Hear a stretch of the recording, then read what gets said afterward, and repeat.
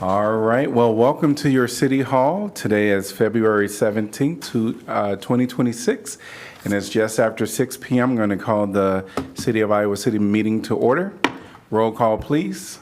Alter. Here. Burgess. Here. Harmson. Here. Mo. Here. Saleh. Here. Teague. Here. Wyline. Here. All right. Well, again, welcome to your City Hall. Today we're going to do something a little different at the beginning, where we're going to have the State of the City, which is the second item. And I'm going to invite the counselors down into the audience. But Iowa City is a special place, as we know. Iowa City is a place where we all belong, and it's a place where we are friendly to one another. So I'm going to ask you to do one thing as the counselors come down, and we're going to join in. We're going to find someone and say hello to them and ask them how they're doing, or how was your day. We're going to shake hands with people. You can even cross the aisle. So as we do this, I'm going to ask you to stand and just say hello to someone here in our City Hall.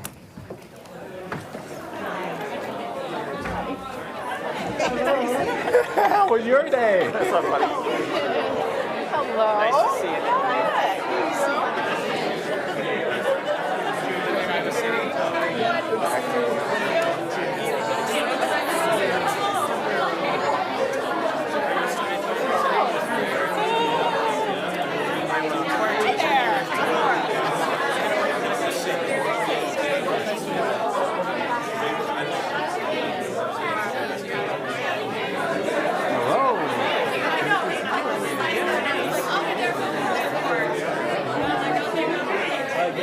Fred, it's good to see you. Good to see you, Fred. How you doing? I'm well.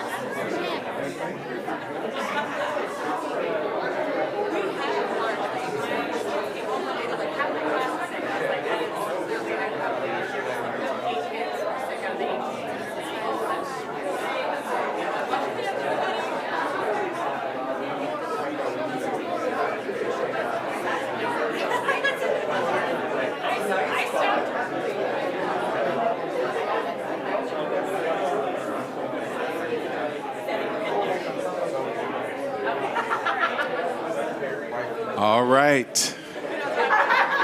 Look like you all are getting to know each other in your City Hall.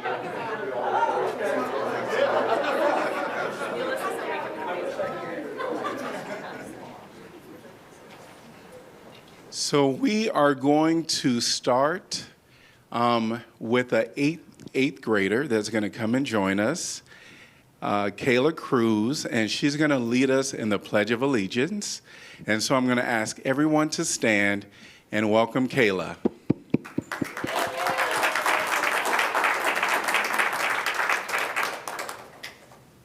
I face the crowd or do I face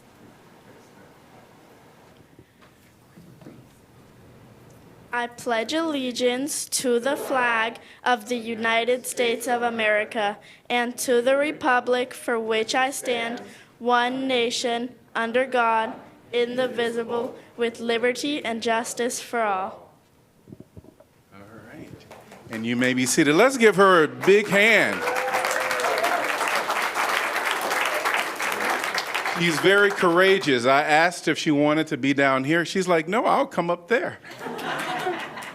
All right, we're going to have a song entitled Life is Changing, the Bob Dylan version. And it's going to be sung by Luigi and Bree on guitar. After which, we will start the State of the City video, so you don't have to hear me up here and give you a long speech. Let's give it up one more time.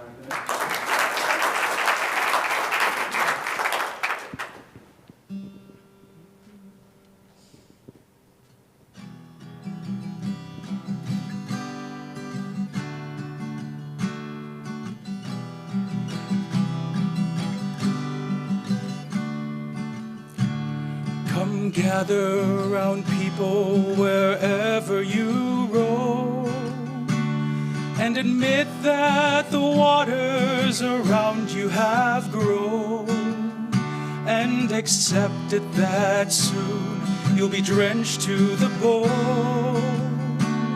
If your time to you is worth saving, and you better start swimming or you'll sink like a stone. For the times, they are a-changing.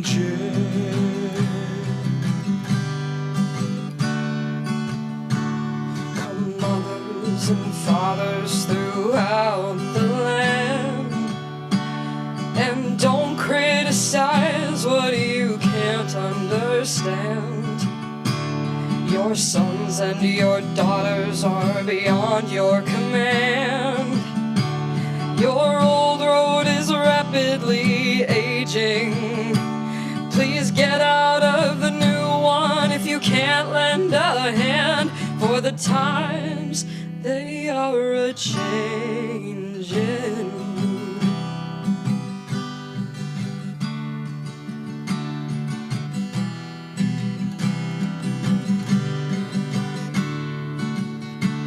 Come senators, congressmen, please heed the call.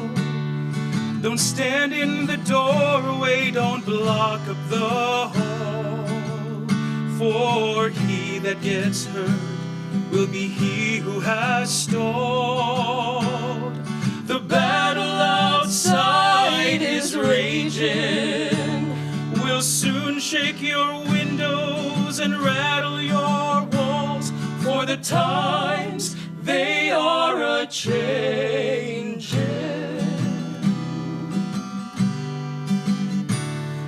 The line it is drawn, the curse it is cast.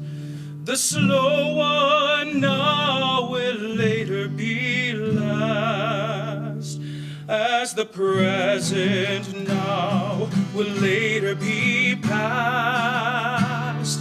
The order is rapidly fading, and the first one now will later be last. And the first one now will later be last. The first one now will later be last.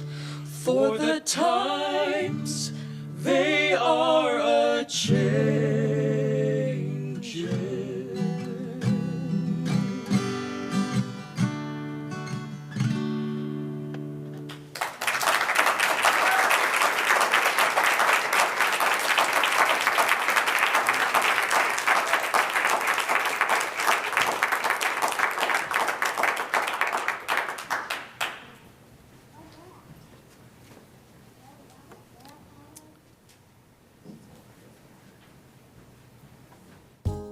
Hello, City Council and residents of Iowa City. Thank you for joining me for my 7th State of the City address. Tonight it is an opportunity to reflect on where we've been and to look ahead to where we're going. Over the past year, Iowa City has continued to move forward through intentional community investment. I'm speaking to you from Dream City, one example of how those investments become real opportunities by supporting local entrepreneurs and creating space for connection. We will continue investing in what matters most for our community, and that work is only possible because of the people who make it happen. To my fellow counselors, thank you for your leadership and collaboration. To our hundreds of city staff, thank you for your dedication and service. And to our residents, thank you for your trust and your ideas. Tonight, I'm going to share what we've accomplished in 2025 and how we're building towards 2026 together. Everything I'll share tonight is guided by a clear set of values because how we invest in our community matters just as much as what we build. At the center of that work are equity and human rights. By grounding city policy in these principles, we can protect the rights of every resident and ensure their full participation in civic life, regardless of race, gender identity, or immigration status. We also remain committed to climate action. Every day, we make measurable progress towards our climate goals by reducing our greenhouse gas emissions and improving the environment. And we believe in partnership and engagement. By working side by side with residents, neighbors, nonprofits, and businesses, we are able to shape our priorities and our future together.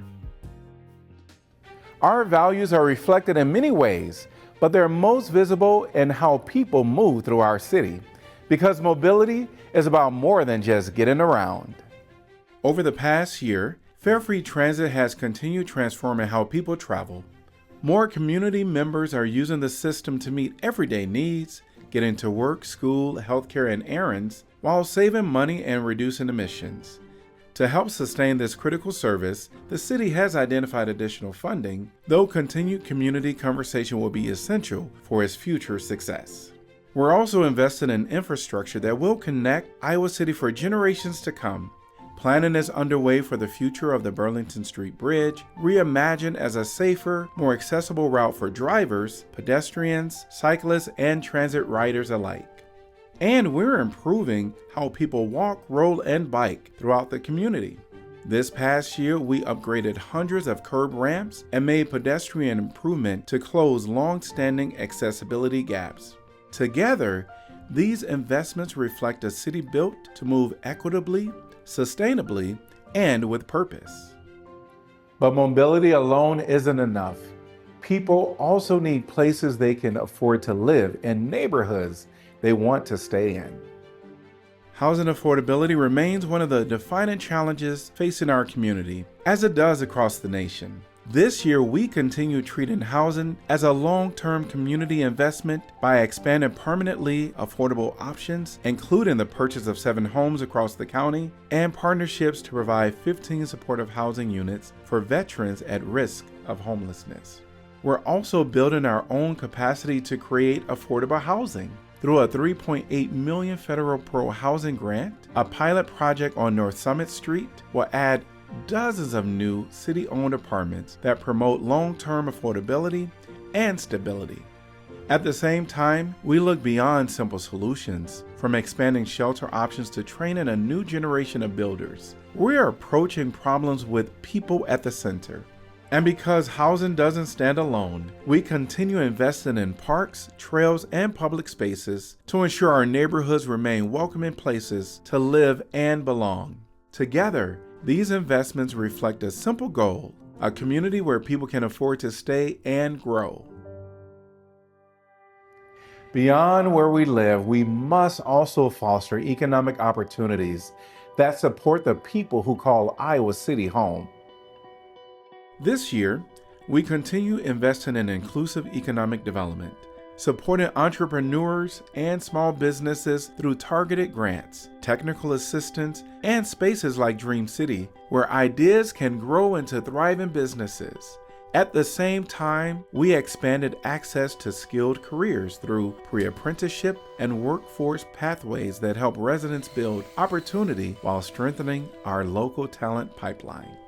We're also recognizing childcare for what it is, essential workforce infrastructure.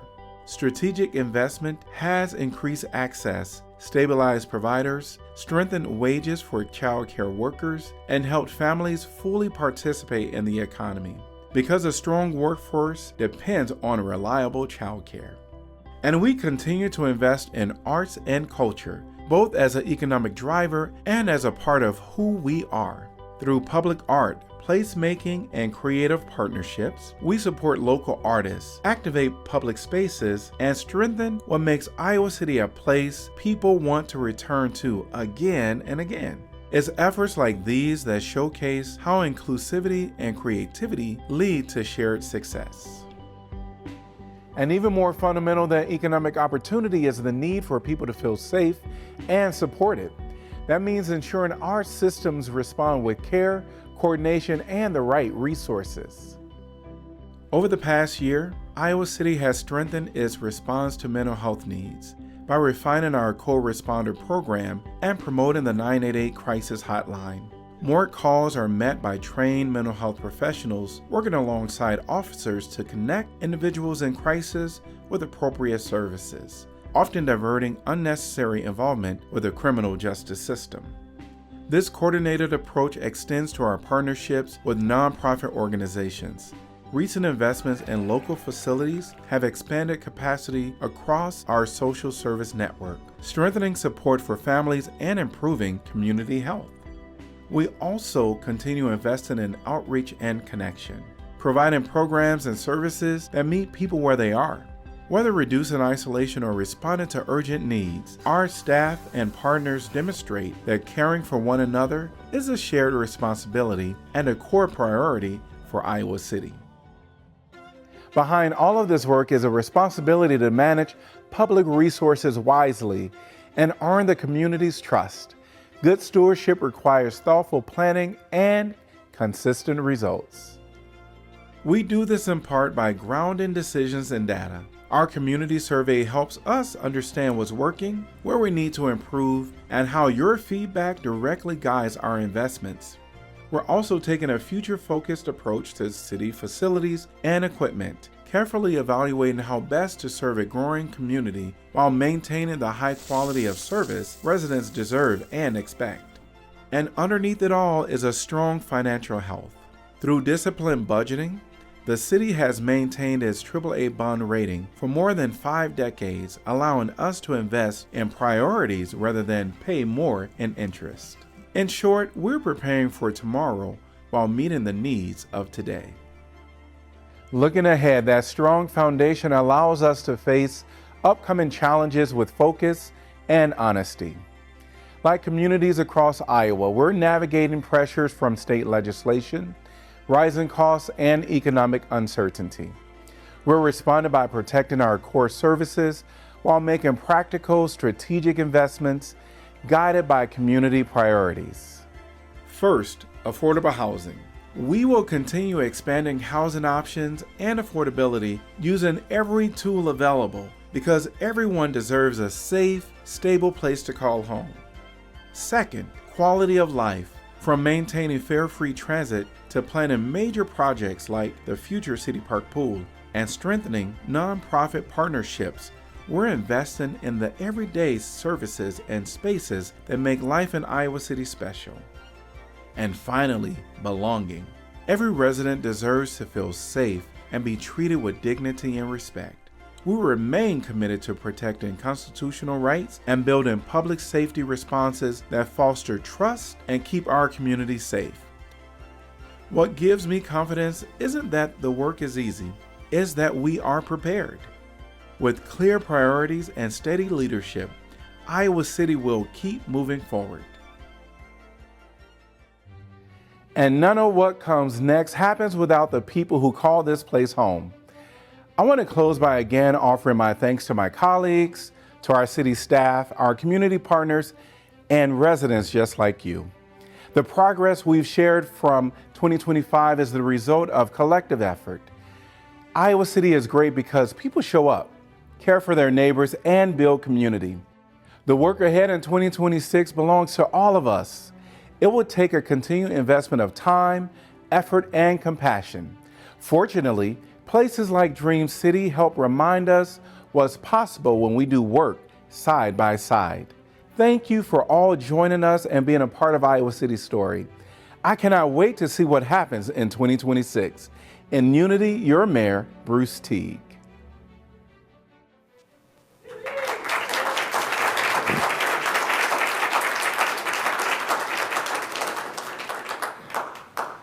Well, I'll tell you that when I did the video, it always surprises me when we take a pause and look back at all the things we've done. And I want to say this to my fellow counselors. We've done a lot for this community. And we don't really pat ourselves on the back because there's so much to do, but I really do think that we should give our city councilors a huge round of applause. That includes me too.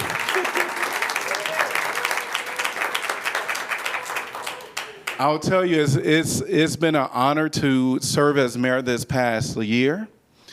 And Mama's here, so she says she got to sing something. I do want to acknowledge my mom, Mama Teague, is in the room. Let's give it up for Mama Teague. And I know that my fellow counselors and many of you could attest to the challenges when you're in a leadership role or when you're busy and your family's at home and they have to pick up the pieces. And I want to acknowledge my husband, Colton Alexander Teague. Please stand so people can see you. And for the record, he is the first gentleman of Iowa City. And y'all, we got some first children of Iowa City. Absolutely. We have Caden and Legend Teague. So I really do thank my family for putting up with me and our community. They really do enjoy coming to as many events. They love to come to events, especially when they see Auntie Ma's and all that stuff out in the community. They love all of the events. And so even though it is a lot of work, it really is an honor to be in this role and to be a counselor and serve this community. I want to close with Dream City, acknowledging Dream City. And we have, I'm going to call him by his name, Pastor Fred Newell, in the community. So I'm going to ask that he come up right now. Yes.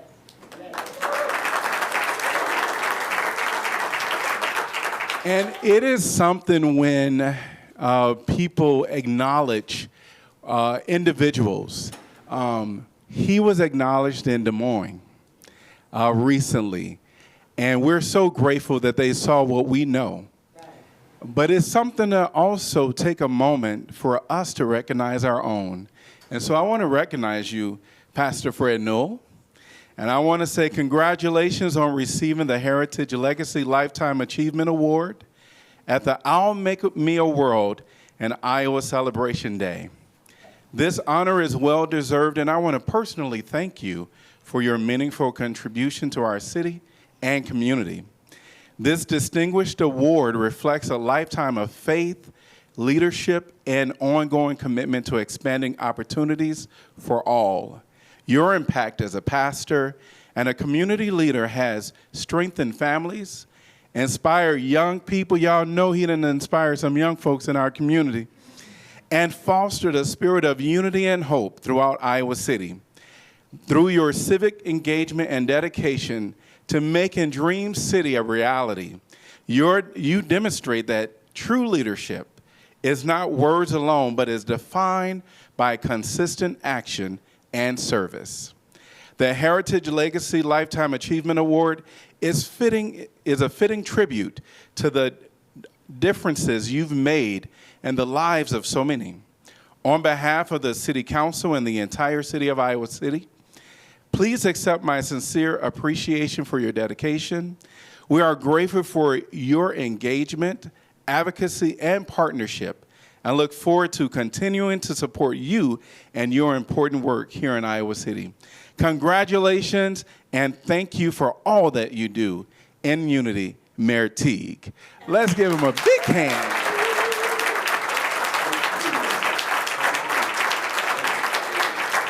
that to you, and I'll take it. Now, Mama, this is where she come in, and she's going to lead us in a song, and then Pastor Fred going to take over. Well,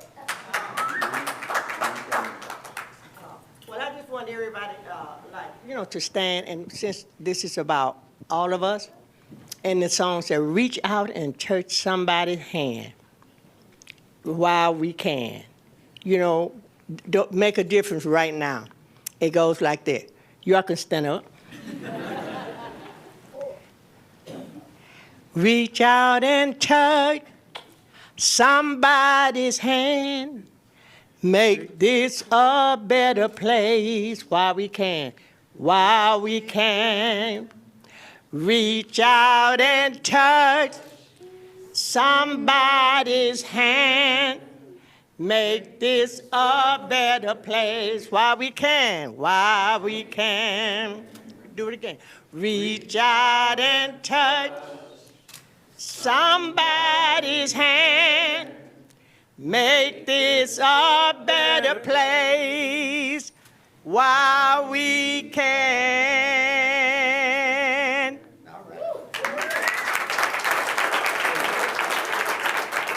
I won't be before you all long. I just want to say thank you on behalf of Dream City to the city of Iowa City for the great investment that you all have made in our facility.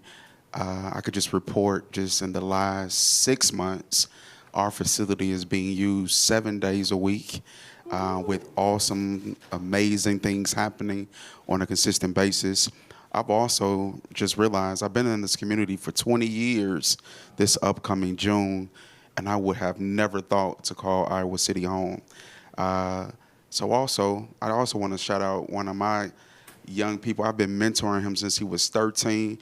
He is actually the owner of the Faye Factory Barbershop that is housed in Dream City. I met him when he was 13, and he is now 26, which also tells us Dream City has been around for 14 years this year. And without the support of the city, the residents, shout out to Mr. Henry Harper, Mayor Bruce T., Ms. Royce Ann Porter, Mama Coleman, the Townsends, and so many that came before me, I would not be where I am today without them. And then last but not least, to my own wife and 8 children, I will never, ever, ever go anywhere without thanking them for sharing me with such an amazing city. So thank you, Mayor T., to the councils. Thank you all so much. And this is just the beginning for us. To get a Lifetime Achievement Award at 28 for the 10th time, I didn't think it was possible. But I'm going to keep going. This is just the beginning. Thank you all so much.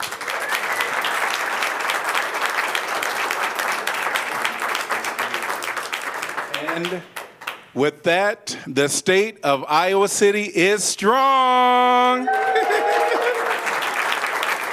And this concludes our time here right now. We're going to transition back, the council back, because we have some work to do on the behalf of the city, and we'll continue with our formal meeting. Thank you all so much for coming out.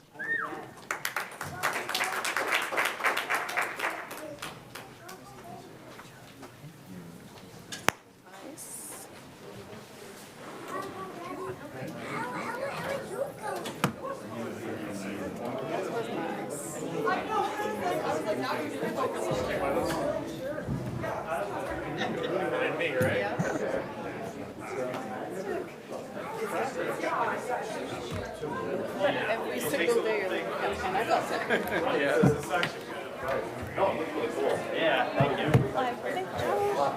That'll take about 30 minutes. That was very nice.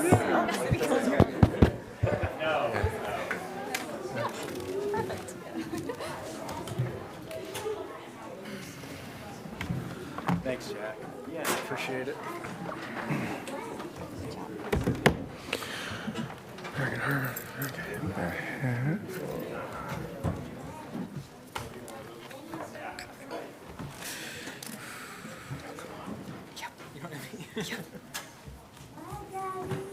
I love you. All right. We are going to continue with our formal agenda. with item number 3, which is Proclamations 3A, American Heart Month. Whereas heart disease remains the leading cause of death in the United States, affecting individuals, families, and communities across all ages and backgrounds. And whereas American Heart Month, observed each February, provides an opportunity to raise awareness about heart health and cardiovascular disease prevention. And whereas sudden cardiac arrest can occur without warning, and survival depends on the immediate activation of the chain of survival, including early recognition, prompt 911 activation, early cardiopulmonary resuscitation, rapid defibrillation using an automatic external defibrillator, and advanced medical care. And whereas bystander intervention through hands-only CPR and AED use can double or triple a person's chance of survival, making community education and preparedness essential to saving lives. And whereas Pulse Point is a critical tool that empowers trained residents to respond to nearby cardiac emergencies, strengthening community response, and bridging the gap until first responders arrive. And whereas Iowa City has demonstrated a strong commitment to cardiovascular health and emergency preparedness by being recognized as a heart-safe community, promoting CPR training, AED accessibility, and public awareness. And whereas we affirm our commitment to bystander intervention, heart health education, and community collaboration to save lives and make Iowa City a safer, healthier place for all. And whereas we recommend local businesses, housing complexes, and hotels acquire an AED to help preserve life by bridging the critical time gap between paramedics' arrival. These devices are designed for untrained bystanders to use, providing simple voice and visual prompts to deliver life-saving shocks within minutes. Now, therefore, I, Bruce Teague, Mayor of Iowa City, do hereby proclaim the month of February 2026 to be American Heart Month in Iowa City, Iowa, and encourage residents to learn the signs of cardiac arrest, participate in CPR and AED training, and download and use Pulse Point. And to receive this is Fiona Johnson with the Johnson County Ambulance Service, who is the Johnson County Ambulance Service Director.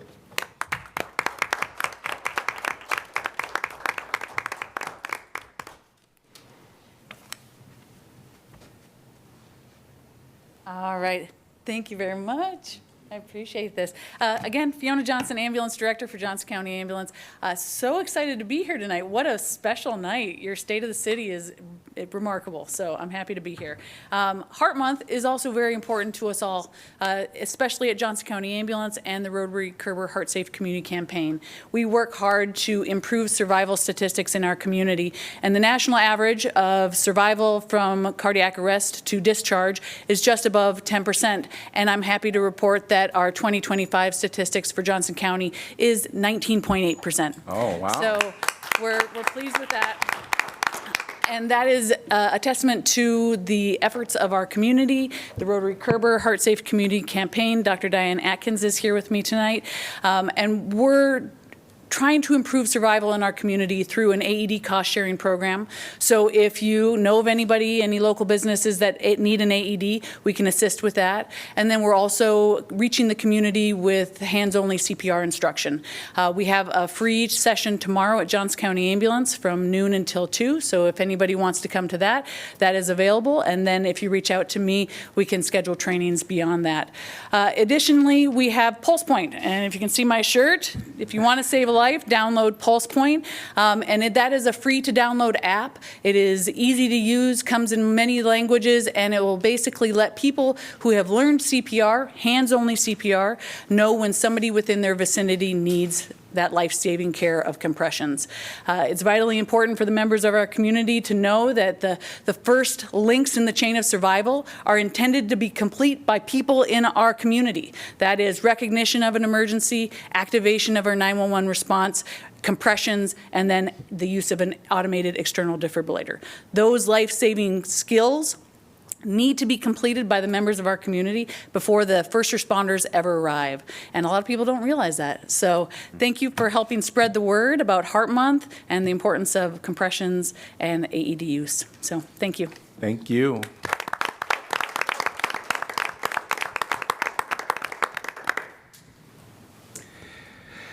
The next one, 3B, is International Women's Day and Women's History Month. Whereas as we begin the second quarter of the 21st century, no nation has closed the legal gaps between men and women.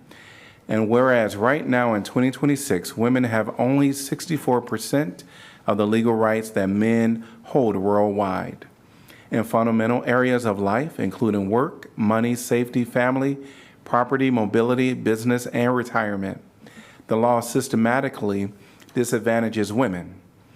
And whereas from harmful social norms to discriminatory laws, women and girls continue to face entrenched obstacles, even pushback to equal justice. If progress continues in its place at the current pace, it will take 286 years to close the legal protection gaps.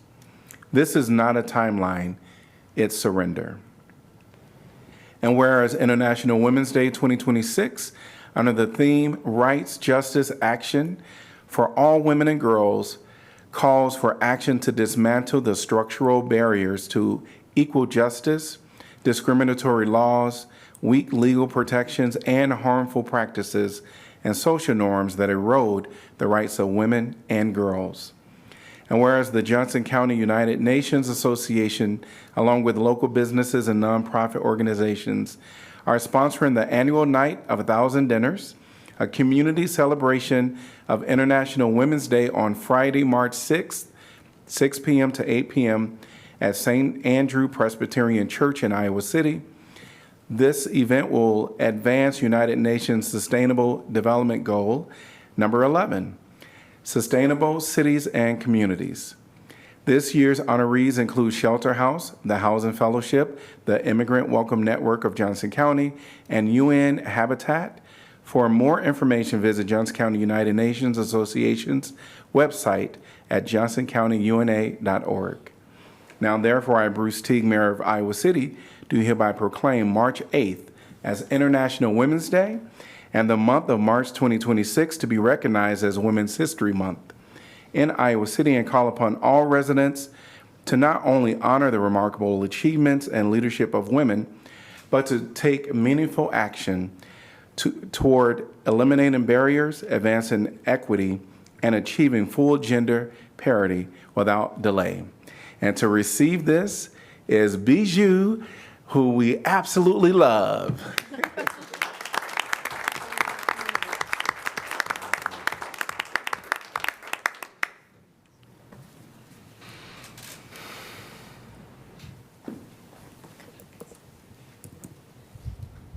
We have fewer remarks, if that's okay with you guys. Mm-hmm.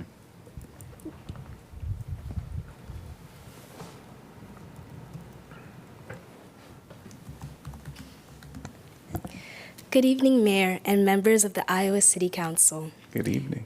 My name is Nema Maliabo, and as a JCUNA Youth Board member, I am deeply honored to receive this proclamation for Night of 1,000 Dinners in recognition for International Women's Day on March 8th.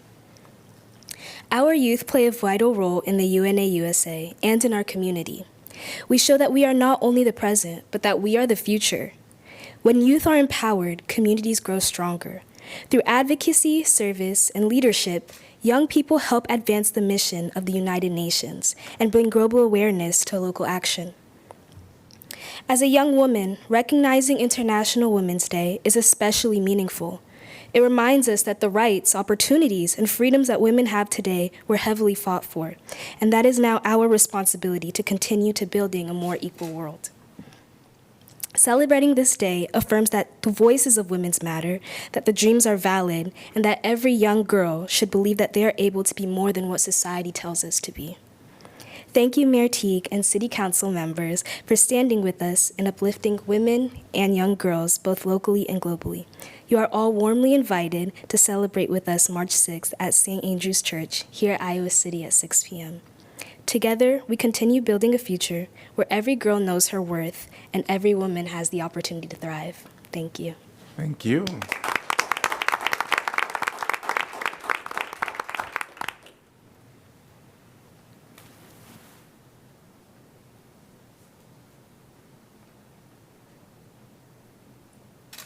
Welcome. Hi, everybody. My name is Claudia from Chile, new member last November. I'm so excited to stay here with you and say thank you for your support and remember, save the day and celebrate together for the International Women's Day. Thank you. Thank you. I said I was not going to say anything, but I just want to say thank you so much again for this proclamation on behalf of a night of 1,000 dinner for my colleague and I as a board member for Johnson County UNA USA. And also like to remind you that please continue to support the UN because the UN need the US and the US need the UN. And I would love to see you guys all and the community on March 6th to celebrate with us International Women's Day for the night of 1,000 dinner events that we are having. Thank you. Thank you. We always enjoy hearing you speak, and no doubt where you're going to speak. All right, we are going to move on with items 4 through 8, which is our consent agenda with a separate consideration for 7B. Can I get a motion to approve, please? So moved. Second, Harmson. Moved by Mo, seconded by Harmson. Anyone from the public like to address a topic on our consent agenda with a separate consideration for 7B? If you're online, please raise your virtual hand. If you're in the chambers, please come forth. Seeing no one, council discussion. Roll call, please. Mo? Yes. Sala? Yes. Teague? Yes. Wyline? Yes. Alter? Yes. Burgess? Yes. Harmson? Yes. Motion passes 7-0. All right, we're going to move on to a separate consideration for 7B. And Mayor, the applicant has asked that I recuse myself from this item as well as the Fieldhouse consideration on the formal agenda. I've consulted with conflict counsel, do not believe it is a conflict of interest. However, to avoid any appearance of impropriety, I will be recusing myself. Okay, thank you.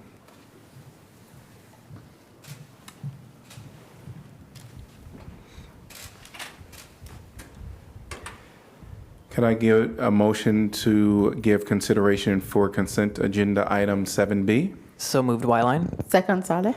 All right, anyone from the public like to address this topic? If you're in council chambers, please come forth. If you're online, please raise your virtual hand. Seeing no one, council discussion. Roll call, please. Sala? Yes. Teague? Yes. Wyline? Yes. Alter? Yes. Harmson? Yes. Mo? Yes. Motion passes 7-0. 6-0. Thank you.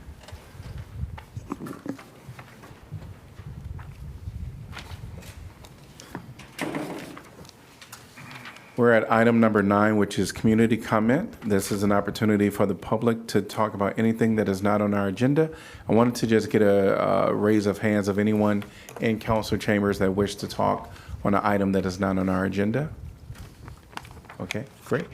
You'll be granted up to 3 minutes. And just know that the council cannot engage on any item because of open meeting laws. Thank you for signing in, and there's a sign-in up there or a sheet of paper that you can sign and drop your name in the basket. Welcome. Please state your name and city you're from. Hi, everyone. I'm Sydney Ullman from Iowa City. Thank you for the ability to, again, speak with you. I was here a few weeks ago talking about the flock cameras. And so I brought up a lot of concerns with that agreement and kind of how that was handled. And I just did want to come here and say thank you to the council and thank you to city staff for taking action on this over the last few weeks. I'm very happy to hear that those flock cameras that were on city right-of-ways have now been taken down.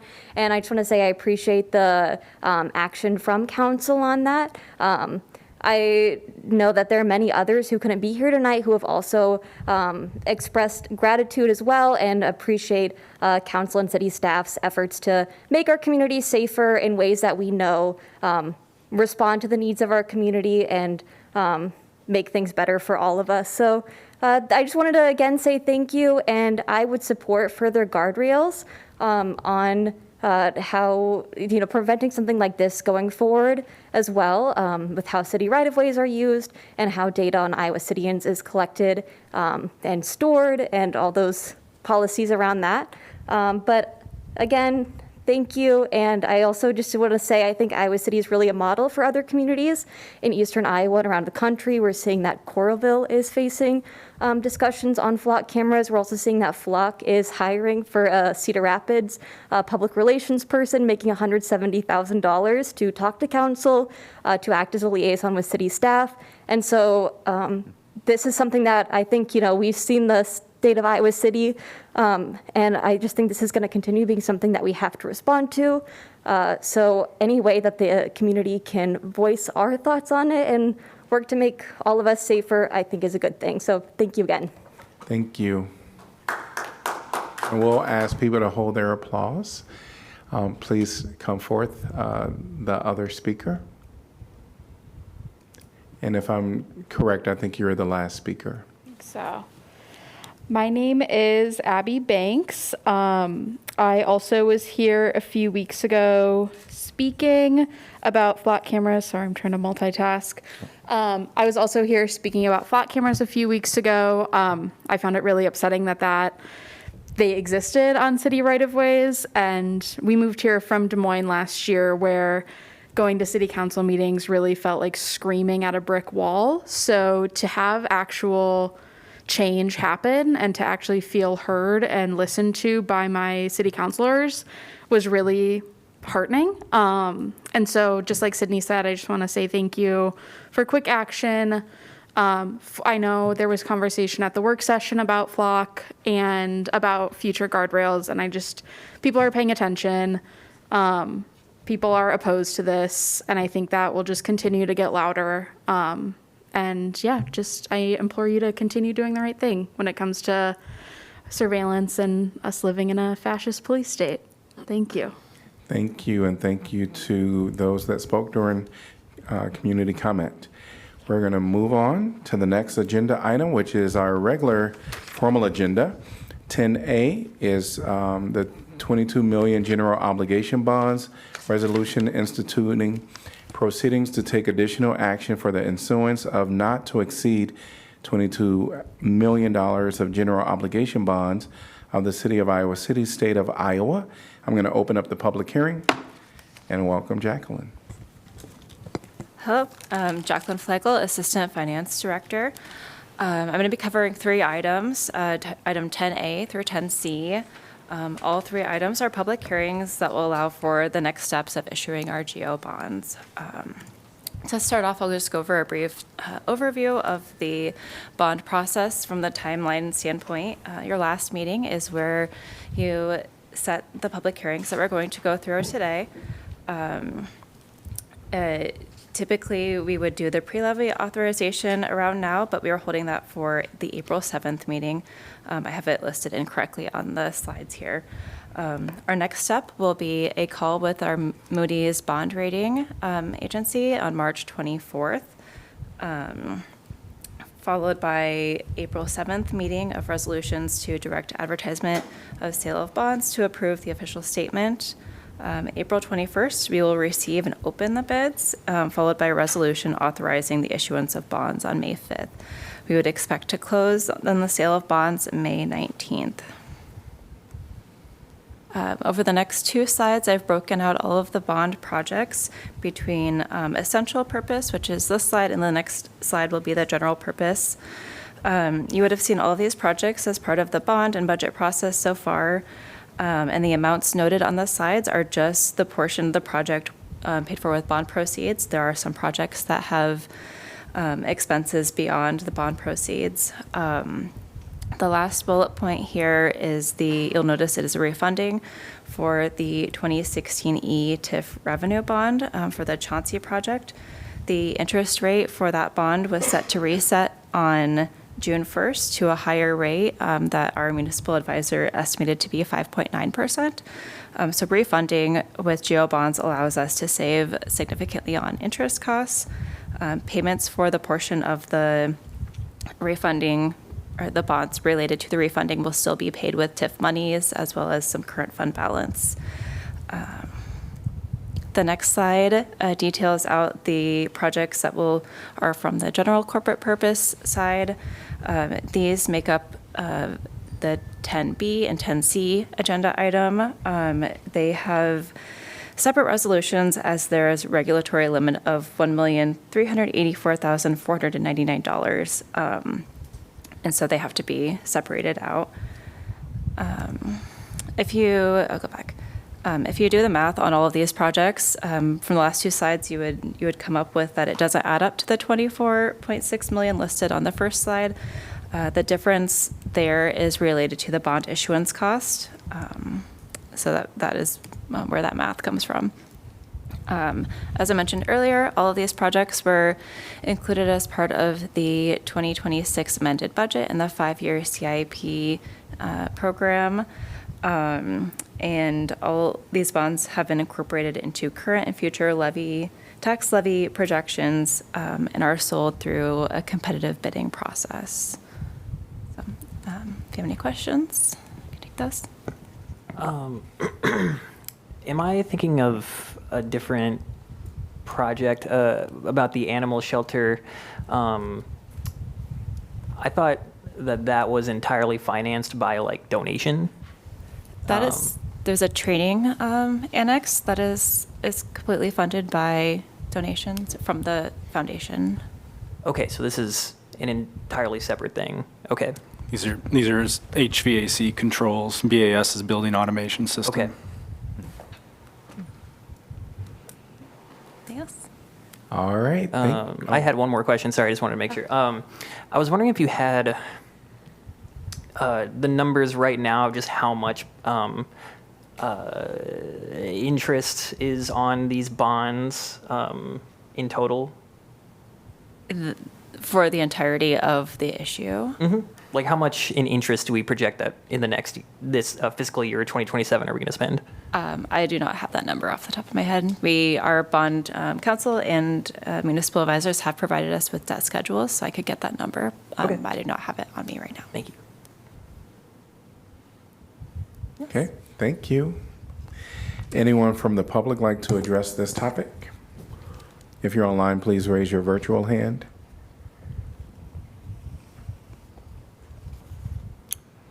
Seeing no one in person or online, I'm going to close the public hearing.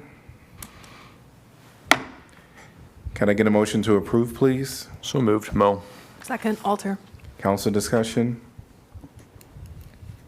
Roll call, please. Teague, Yes? Wyline, Yes. Alter, Yes. Burgess, Yes. Harmson, Yes. Mo, Yes. Sala. Yes. Motion passes 7-0. Item 10B, $1.3 million general obligation bonds, resolution instituting proceedings to take additional action for the issuance of not to exceed $1.3 million general obligation bonds of the City of Iowa City, State of Iowa. I'm going to open up the public hearing. And this presentation was just given in our last presentation for 10A. Anyone from the public like to address this topic? If you're online, please raise your virtual hand. If you're in council chambers, please step forward. Seeing no one, I'm going to close the public hearing. Can I get a motion to approve, please? So move. Sala. Second, Harmson. Council discussion? Roll call, please. Wyline, Yes. Alter, Yes. Burgess, Yes. Harmson, Yes. Mo, Yes. Sala, Yes. Teague. Yes, motion passes 7-0. 10C, $1.3 million general obligation bonds, resolution instituting proceedings to take additional action for the issuance of not to exceed $1.3 million of general obligation bonds of the City of Iowa City, State of Iowa. I'm going to open up the public hearing. And again, this presentation was also done at 10A. Anyone from the public like to address this topic? If you're in council chambers, please step forward. If you're online, please raise your virtual hand. Seeing no one, I'm going to close the public hearing. Could I get a motion to approve, please? So moved, Mo. Second, Burgess. Council discussion.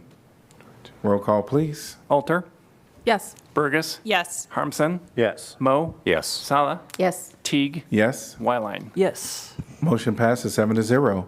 We're at item number 10D, Urban Renewal Area, North Dodge and Scott. Resolution determining an area of the city to be economic development, urban renewal area, and that the rehabilitation, conservation, redevelopment, development, or a combination thereof of such area is necessary in the interest of public health, safety, or welfare of the residents of the city, designating such area as appropriate for urban renewal projects, and adopting the North Dodge and Scott Urban Renewal Plan. I'm going to open up the public hearing and welcome Rachel. Hi, Mayor and City Council. Rachel Kilberg, Economic Development Coordinator.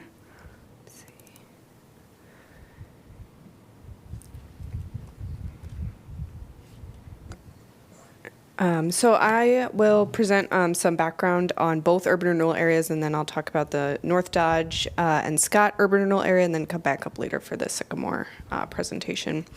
So just some background, a reminder, you've heard this before, but it's always a helpful reminder that we often use urban renewal and tax increment financing interchangeably, but they're actually two concepts that work together. In order to use TIF financing, you have to create both an urban renewal area and a TIF district. The urban renewal area kind of sets that area, adopts the plan, defines the goals, and then the TIF district is the financing mechanism. So what you're doing on your council agenda tonight is adopting that urban renewal plan and creating the area, and then creation of the TIF district will come later. So this is the Iowa Code Chapter 403 defines the process to establish an urban renewal area, and the process begins with, of course, drafting that plan, identifying, what the boundaries are, the goals, the types of projects that are planned. Then the first council resolution is a declaration of necessity, which sets a consultation meeting with all the other taxing entities, sets a public hearing date, and then directs the urban renewal plan to the Public Planning and Zoning Commission for review. After that, the consultation meeting is held with the affected taxing entities. There's time for them to comment or request changes to the plan. Planning and Zoning holds their review to ensure that the plan's in conformity with the comp plan. And then that takes us to the step we're at tonight, which is to hold that public hearing and then adopt or consider adoption of the urban renewal plan by resolution. So the North Dodge and Scott Urban Renewal Plan is the first one on your agenda, and the area in general is located in the commercial area bordered by North Dodge Street and Highway 1 and Interstate 80 along that northern boundary, and then along the western and southern boundaries, North Scott Boulevard, and then ACT Road, and kind of the eastern edge of what's considered the former ACT campus, like what's built out now, it represents that eastern edge. So this area in total is about 150 acres, and it's really that, if you zoom this map out, you could see it's really just that northwest portion of what we consider the ACT campus, and then the surrounding city streets are included. Just some background on why we were considering adoption of this urban renewal area and creation of it. We know that Iceberg Development has purchased this ACT campus property and is planning significant new commercial and residential development in the area. Some of that's already beginning to go underway. And because of that impending development activity, we know there are certain public improvements necessary to support the development that's going to be coming in. Primarily, the North Dodge intersection project on your consent calendar tonight was a contract for design of that intersection. That project is scheduled for 2026 in our capital improvement plan, and it's programmed to be funded through TIF. So just want to be clear that this agenda item does not approve that contract or that project at all. This is just the catalyst project that's driving creation of the urban renewal area. So to create the urban renewal area, of course, it's to adopt that plan, and that's what's on your agenda. The plan includes any urban renewal projects that must be or that may be undertaken or planned to be. We designate this urban renewal area as an economic development area. So under state code, that means it has a 20-year life after the first time we certify debt on the project.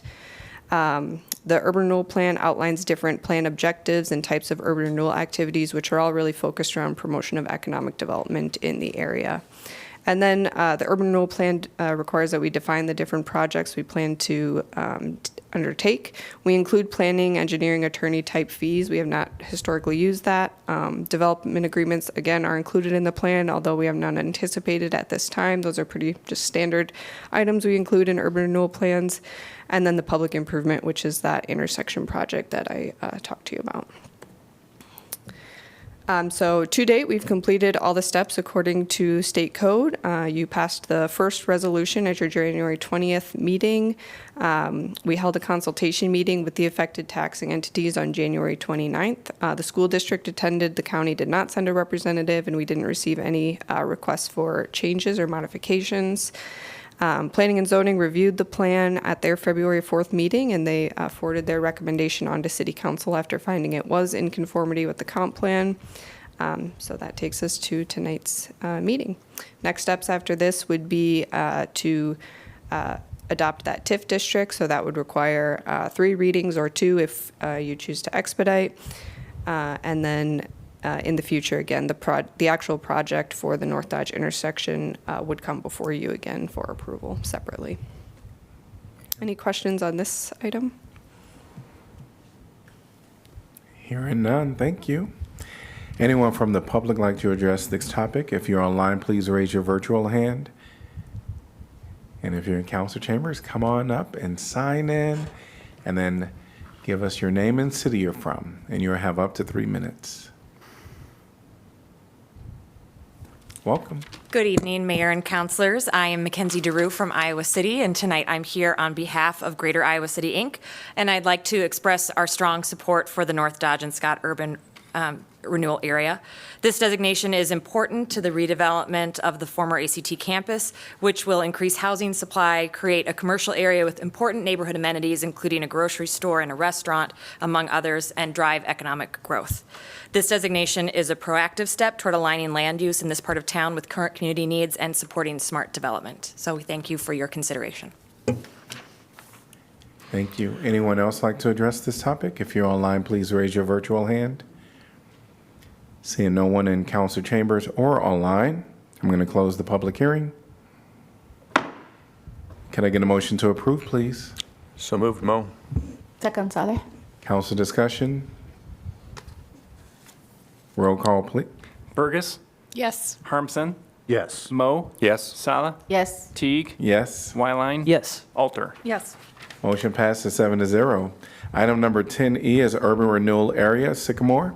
Resolution determining an area of the city to be economic development area, and that the rehabilitation, conservation, redevelopment, development, or a combination thereof of such area is necessary in the interest of the public health, safety, or welfare of the residents of the city, designating such areas as appropriate for urban renewal projects, and adopting the Sycamore Urban Renewal Plan. I'm going to open up the public hearing, and Rachel, welcome. Yep, Rachel Kilberg, again, Economic Development Coordinator. So very similar item here with the proposed Sycamore Urban Renewal Area. So the boundaries here are generally located between Sycamore Street along the west, and then the eastern boundary of Procter & Gamble to the east, and then from north to south, it's from Highway 6 up to about the railroad. This urban renewal area, I think you're very familiar with, but lots of older commercial development. It's well utilized in some ways and also underutilized in many ways. Much of the existing development has kind of outdated site layouts and just not built out to meet the modern needs of commercial, retail, and employment uses in this area. There's also lots of connectivity issues in the area, and there could be improvements in more efficient configurations that way. We have previously had an urban renewal area and TIF district in this kind of general Sycamore vicinity. The Sycamore and First Avenue urban renewal plan was in place from August of 2000 until 2022 when it statutorily sunset. During that 20-year lifespan, we undertook 4 urban renewal projects. The first was on that Sycamore Mall to do some site improvements and occupancy requirements. The second was for what you see on the screen. That was for the Playmore development, which was improvements to some commercial buildings along First Avenue where like Java House and the donut shop and gym are now. We tried again with infusing a little bit into the Sycamore Mall in 2014. However, that agreement was terminated due to the developer being unable to meet the occupancy requirements in the agreement, particularly after Lucky's left, and they were unable to cure that requirement. And then towards the end of the district, we had some unused increment available, so we were able to offer commercial and industrial energy efficiency matching grants to the businesses in that area. Procter & Gamble did take us up on that, and we were able to help them install a high-efficiency air compressor. So while we have had some success with that prior urban renewal plan, there's also been a lot of recent investment and interest in this area, which you heard a little bit about from your work session with Greater Iowa City. So again, with that partnership, they have identified Sycamore as a strategic investment district. They're leading that public-private conversation about re-envisioning the area to improve it and make it a better site for commercial, residential, and mixed-use redevelopment. And then Procter & Gamble has also announced their about $150 million expansion at Oral-B, and that will include the addition of approximately 100 new jobs. So taken together, we think these efforts and others kind of signal that there's a lot of renewed investment and momentum in the area. So while we typically create an urban renewal area, again, when we have that catalytic project, in this case, we're doing it more proactively. It can take several months for these to go through, and so we want to support these efforts and leverage these activities by creating that tool and making sure it's in place so we're ready to go if an opportunity does come up. The proposed Sycamore Urban Renewal Plan, again, is being designated as an economic development area, so it has that 20-year lifespan. The plan objectives and types of activities, again, are focused on promotion of economic development in the area. And then, as I mentioned, we have no projects anticipated at this time. We're creating the tool, so it's available to us when that opportunity comes. Because of that, because there's kind of no project at this time, I just want to be clear that if a project does come forward, it would come before you, as always, to approve a TIF project. And that's when we rely on these different safeguards we have in place to make sure we're using TIF responsibly, our policy, our third-party financial analysis for gap financing, and those kinds of things. So again, we've completed all the steps that have been required thus far according to state code. You adopted that first resolution on January 20th. Consultation meeting was held January 29th. There was no discussion or requests on the Sycamore urban renewal area. P&Z reviewed this plan as well and found that it was in conformity with the comprehensive plan. So now you have the opportunity to adopt that plan. Same thing on next steps. We would bring that TIF district, creation of that TIF district, to you separately at an upcoming meeting, which requires 3 readings or 2 if expedited. And then just a reminder, any future projects funded through TIF would again come before you several ways. We would have to amend that into the plan, and then you would approve the project itself or a development agreement if that's what it was. Any questions on that?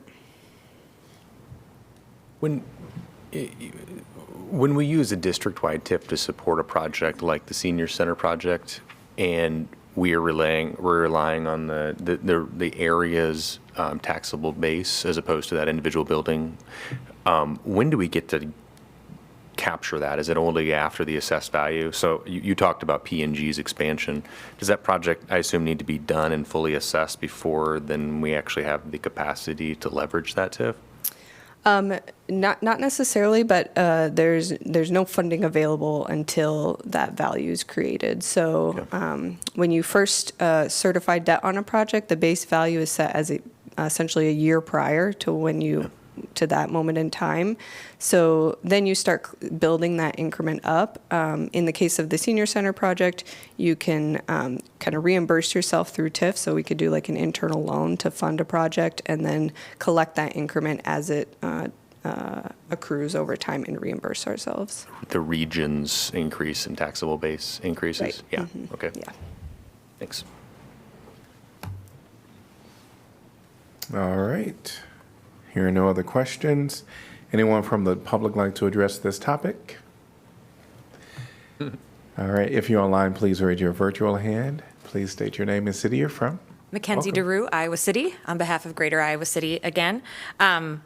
Also would like to register our support for the Sycamore Urban Renewal Area. This is near and dear to us as an organization. The proposed boundaries for this area align with our strategic investment district, a public-private collaboration to create a community-informed development plan to spur economic growth and housing opportunities in this key neighborhood. We've been working on this initiative for over a year. We're really excited about it and are very grateful for the city's collaboration on the effort so far. We see this urban renewal designation as a necessary step to securing private investment in the area and making this plan a reality, and we appreciate your consideration and partnership. Great. Thank you. Anyone else? Seeing no one else, I'm going to close the public hearing. Can I get a motion to approve, please? So moved. Alter. Second. Mo? Moved by Alter, seconded by Mo. Council discussion.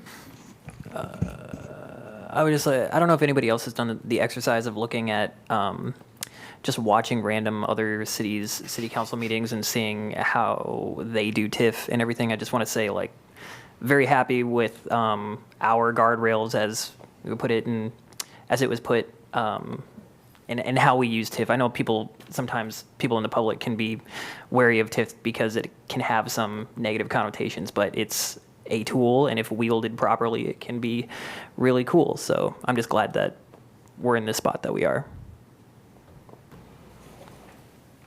Roll call, please. Harmson? Yes. Mo? Yes. Sala? Yes. Teague? Yes. Wyline? Yes. Alter? Yes. Burgess? Yes. Motion passes 7-0. Item 10F, termination of Lower Muscatine TIF District. Ordinance repealing ordinance number 04-4024, providing for the division of taxes levied on taxable property in the Lower Muscatine Road and Highway 6 Urban Renewal Area in the city of Iowa City, Iowa, pursuant to Section 403.19 of the Code of Iowa. This is the second consideration, and staff is requesting expedited action. I'd move that the rule requiring that ordinances must be considered and voted on at passage at 2 council meetings prior to the meeting in which is to be finally passed be suspended, that the second consideration and vote be waived, and that the ordinance be voted on for final passage this time. Moved by Mo, Second. seconded by Saleh. Anyone from the public like to address this topic? Seeing no one online or in person. Council discussion. Roll call, please. Mo? I have a question. Oh. I just want to ask you, when we terminate this urban renewal area, or the TIF from here, will fall on the new kind of urban renewal area for like Sycamore or no?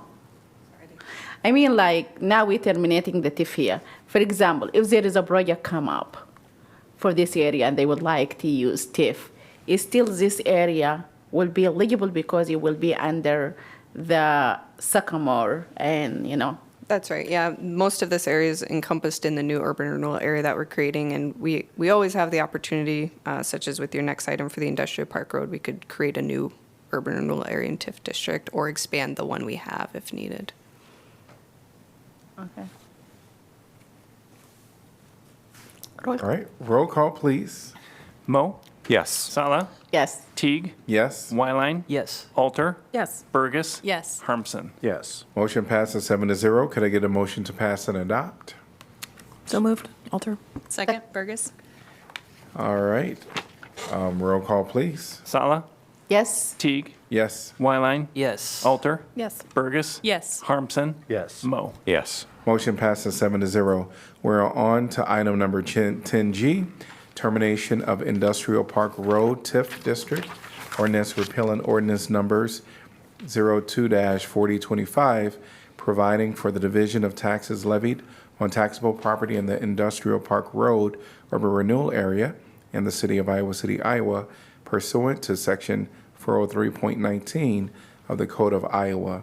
This is the second consideration, and staff is requesting expedited action.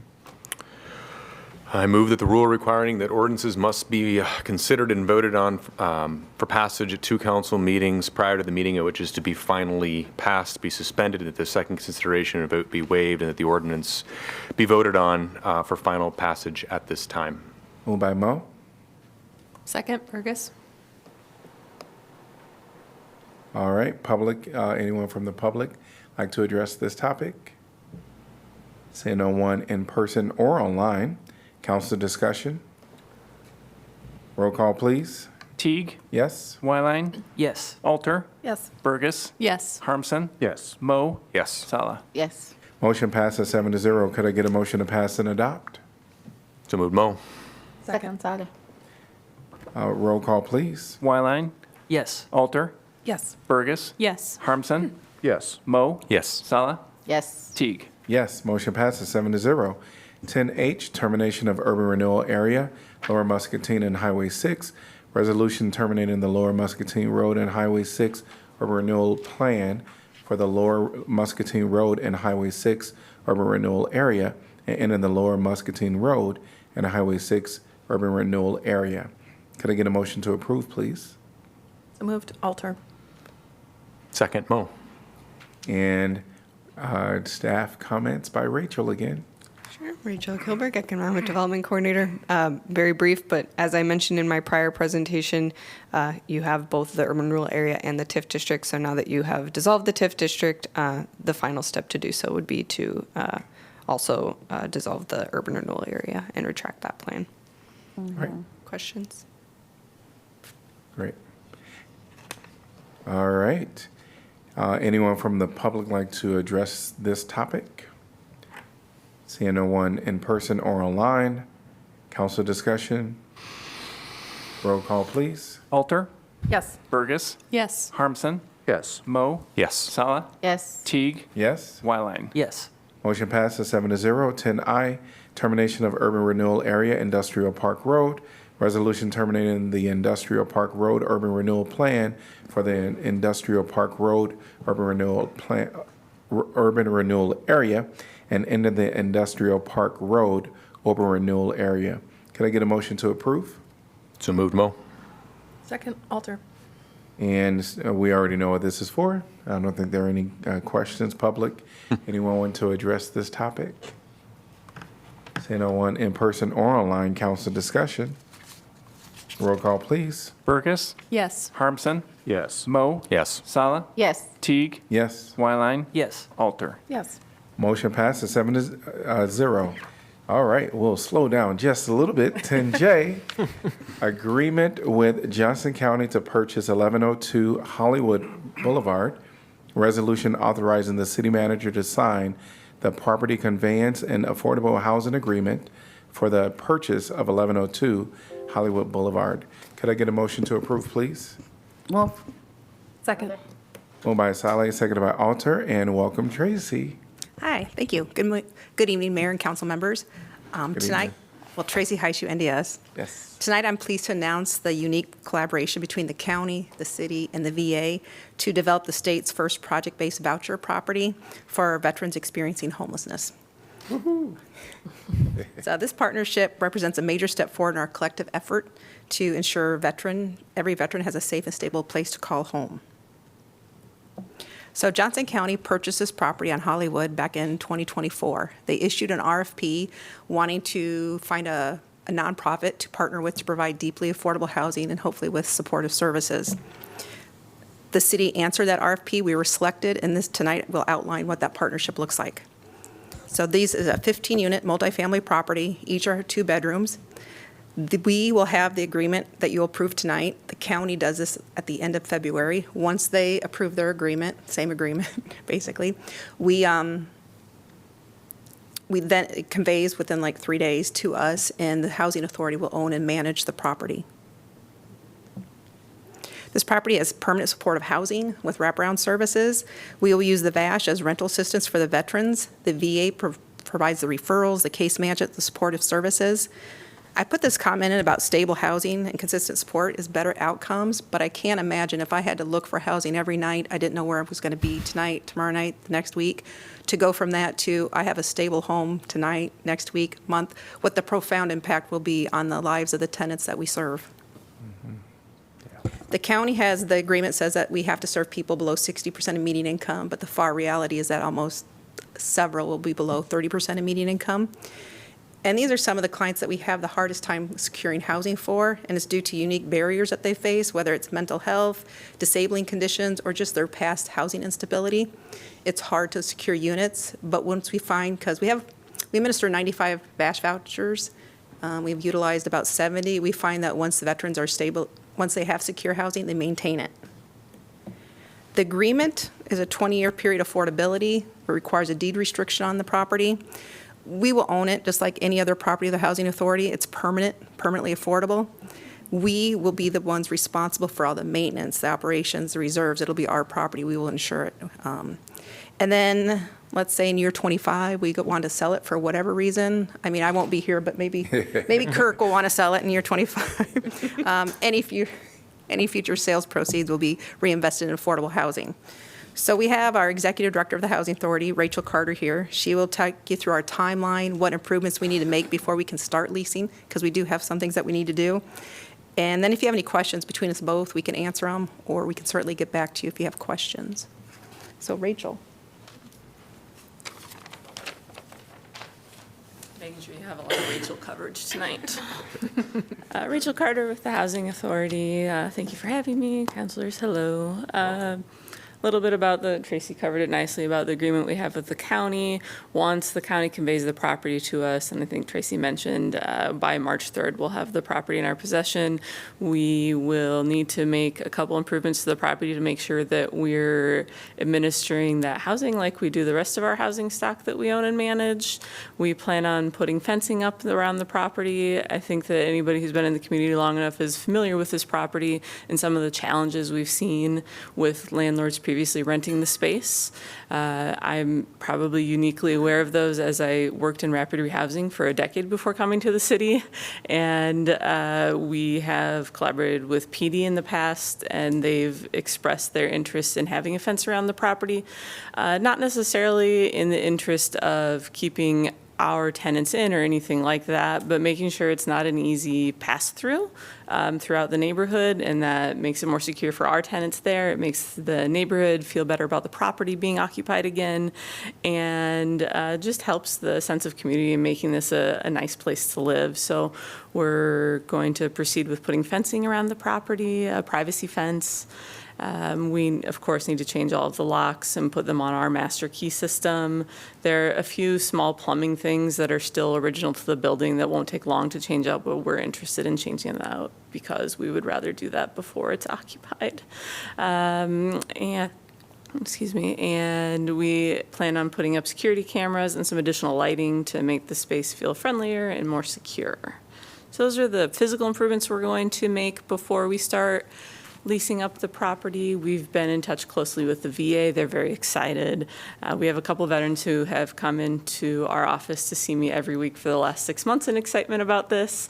I'm excited to give them an answer on when this can start to happen. So the VA is ready to go with referrals as soon as we're ready. We anticipate the physical improvements taking about 2 months.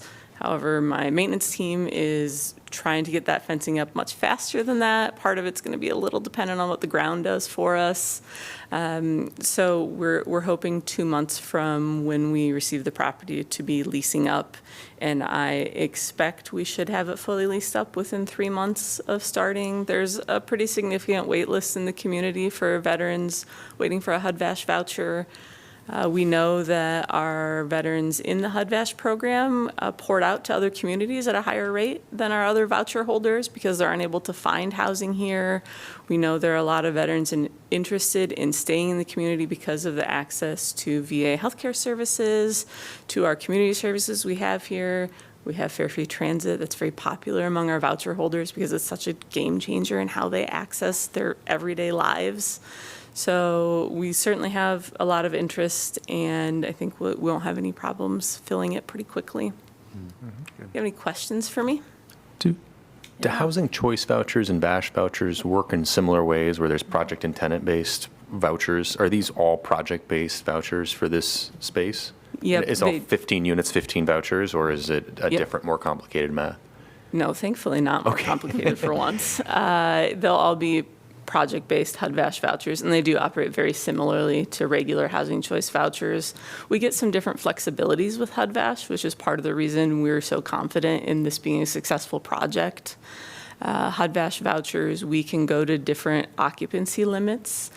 For example, if we have a veteran who is in need of a second bedroom but doesn't have a documented disability that would allow us to give a housing choice voucher household that bedroom, we can do it in VASH without going up to HUD for approval.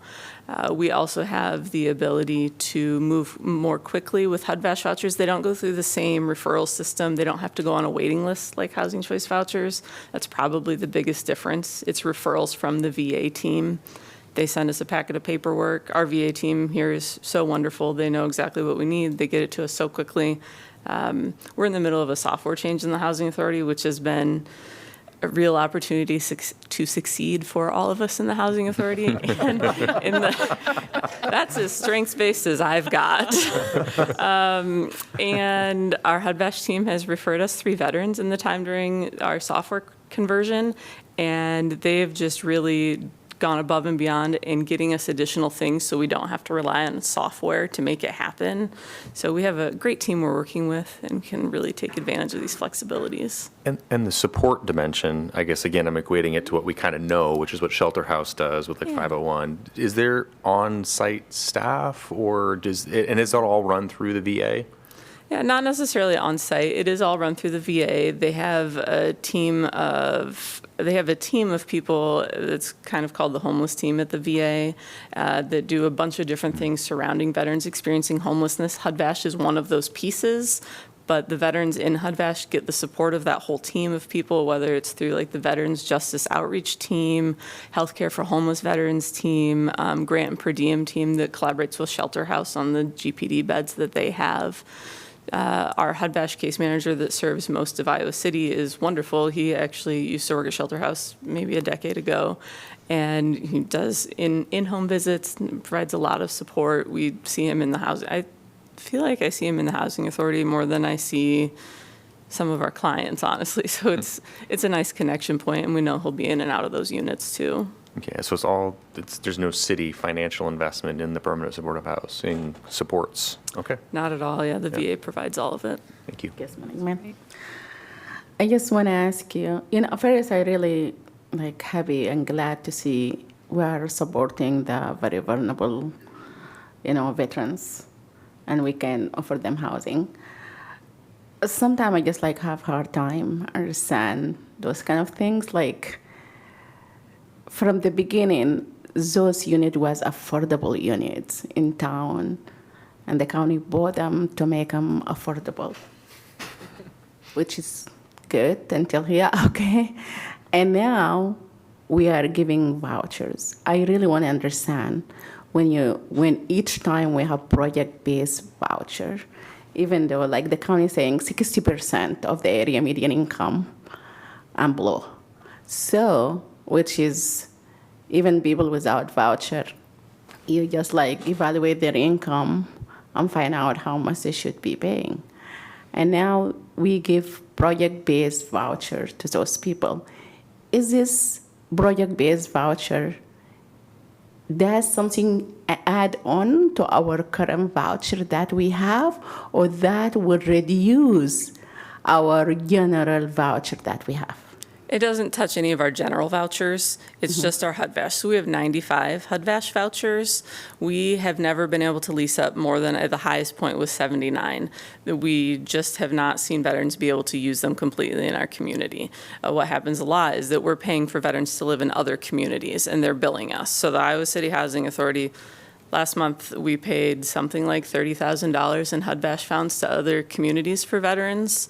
So that's coming out of our pocketbook for HUD-VASH, but it's veterans who wanted to live here, they started here, and weren't able to find housing. So it doesn't touch our regular HCVs at all. I don't mind. I'm not having any problem of who is going to be living there. I just want to make sure the project-based voucher is like a separate voucher that we're pulling from each time we have project. Yeah, our other project-based vouchers at 501 and Cross Park, those are general HCVs, so they come from our general allotment, and this would come from our general allotment of HUD-VASH vouchers. Okay, sure. But it doesn't touch our regular HCVs. Yeah, this means because of this for the veterans, it coming from HUD, it coming from like a special one. Yep. But each time we have project-based voucher, it come from our general. Typically, yes. HUD is certainly known for their exceptions, so I don't want to say always, but typically, yes. Okay.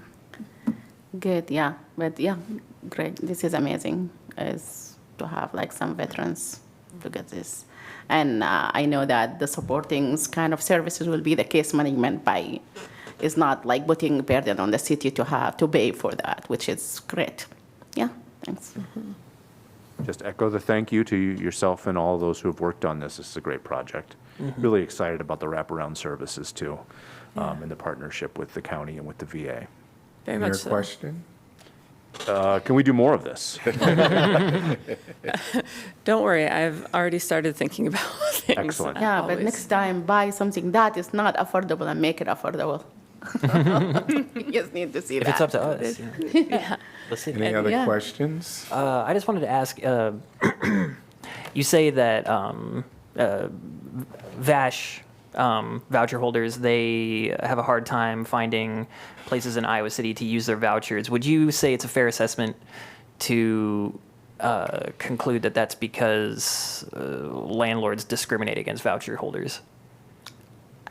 No, right. I think that HUD-VASH veterans have a difficult time finding properties to utilize their vouchers at, partially because of the background they're coming from, and usually entails a significant amount of housing instability that we don't typically see in our general voucher population, and that housing instability doesn't look good on an application to any landlord. Several evictions don't look good to landlords, and we're a landlord too, and so I understand their concern about maintaining their business. And what we know is that a lot of times that instability, how it shows up on an application, isn't representative of who our tenants are. And thankfully, projects like this give us the opportunity to give people like that a chance to live here and build a positive landlord relationship. We really go as far as we can to make sure that you can ask the city attorney's office. I try very hard to never evict a tenant. I will try very hard. It just doesn't work for anybody. It's not good for the city. It's not good for the tenant. And we're probably the exception in that. So certainly those applications where you see a couple evictions, that's hard for anybody to manage finding a place to lease up. So what I'll say is, in my previous position before I came to the city, I worked with a lot of veterans. In fact, I worked exclusively with veterans for almost a decade, and I honestly don't see what you're speaking of in HUD-VASH as much as you may see in a general population. I think generally people are more willing to give a veteran a chance because of the background of a veteran. Those in huge generalities. Yeah. I wouldn't know that the case. You mean like now if a veteran have a case management at the VA and I wanted to rent, somebody want to rent from me with the voucher, I can come and ask for single voucher from the HUD kind of 95 voucher by myself, like. So the VA has to provide the referrals. So it's reserved for veterans experiencing homelessness. Sure. And then typically the VA has to make sure this veteran isn't going to be able to resolve with any of their other intervention levels. So they have a lot of programming for veterans experiencing homelessness, and they see many, many, many more veterans than the 95 that we have. And their goal is to resolve through other means before they get to a voucher. because that's best case, especially when somebody is perhaps experiencing homelessness situationally. Perhaps they've gone through a family breakup, and this is the first time and hopefully the last time they experience homelessness. If they were working and got laid off and it's not been a history of barriers to employment, the VA would try to self-resolve or help them resolve through employment support services. So they really reserve these vouchers for high barrier veterans who aren't going to be able to resolve through other interventions. And how many of those 95 has been used?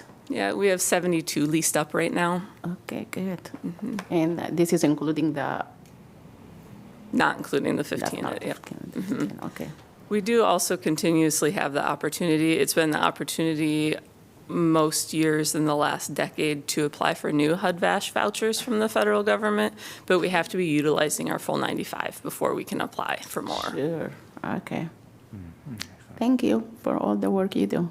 Oh, thank you. And the county wasn't able to come today, but their staff and supervisors expressed their thanks for considering this and for collaborating with them.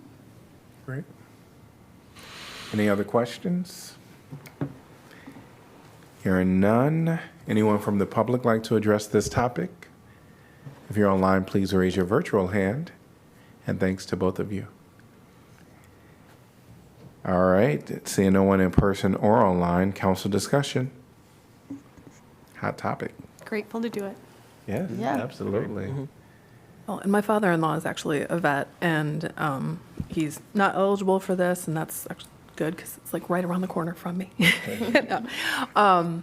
But I just know from the services that he gets through the VA, he lives in independent living, and they come in every day, and just the team is amazing. And I know it's not the same team that you were, or teams that you were referencing, but the VA here has gone above and beyond in helping my husband sort of work to get him placed. They're so overtaxed. And so any kind of collaboration, I'm sure that they are thrilled that we're able to take some of this off. But then the fact that we then can rely on their strengths is huge. And so I'm very grateful for all the work that's gone into everybody putting this together. It's going to be a really great addition to the neighborhood. Cool. I just believe permanent supporting housing is really needed in this community. And for the really most vulnerable people, and just to have 15 of them like this and to be managed by the housing authority, which is going to be well taken care of in the long term. And hopefully we can find more of this, and hopefully we can have more vouchers, not only for this, but for other things. So we can, yes, we saw in earlier is more than 1,000.5 people were still waiting, so. Yeah, I think it's a great, just what a good way to have, a good thing to have right at the beginning to give us that boost in material gains going into the still developing plan to reach functional zero homelessness and develop a permanent supportive housing. I mean, getting a win like this, it's just kind of it's invaluable. And I just think about so many people that I know when I've been out to encampments are veterans, and so the thought of 15 of them potentially going from sleeping outside every night to sleeping inside every night, it makes me feel really good. And it also makes me feel good when in the Iowa City Tenants Union, when we would canvass and just kind of try to pick fights with bad landlords. And we canvassed this area, this apartment complex, when I think in 2018, 2019, when it was owned by what I think could be accurately described as a evil slumlord. The people living there were eventually had to move just because it was so unsafe. And the fact that it went from that to now being this really beautiful thing. I don't know. It's just a nice bow on top of it. endless thanks to Rachel and Tracy and all the staff for making this happen, and the county. Roll call, please. Harmson, Yes. Mo, Yes. Sala, Yes. Teague, Yes. Wyline, Yes. Alter, Yes. Burgess. Yes. Motion passes 7-0. Item 10K, alcohol license renewal, Fieldhouse Bar and Grill. Councilor Burgess will be recusing herself on this item.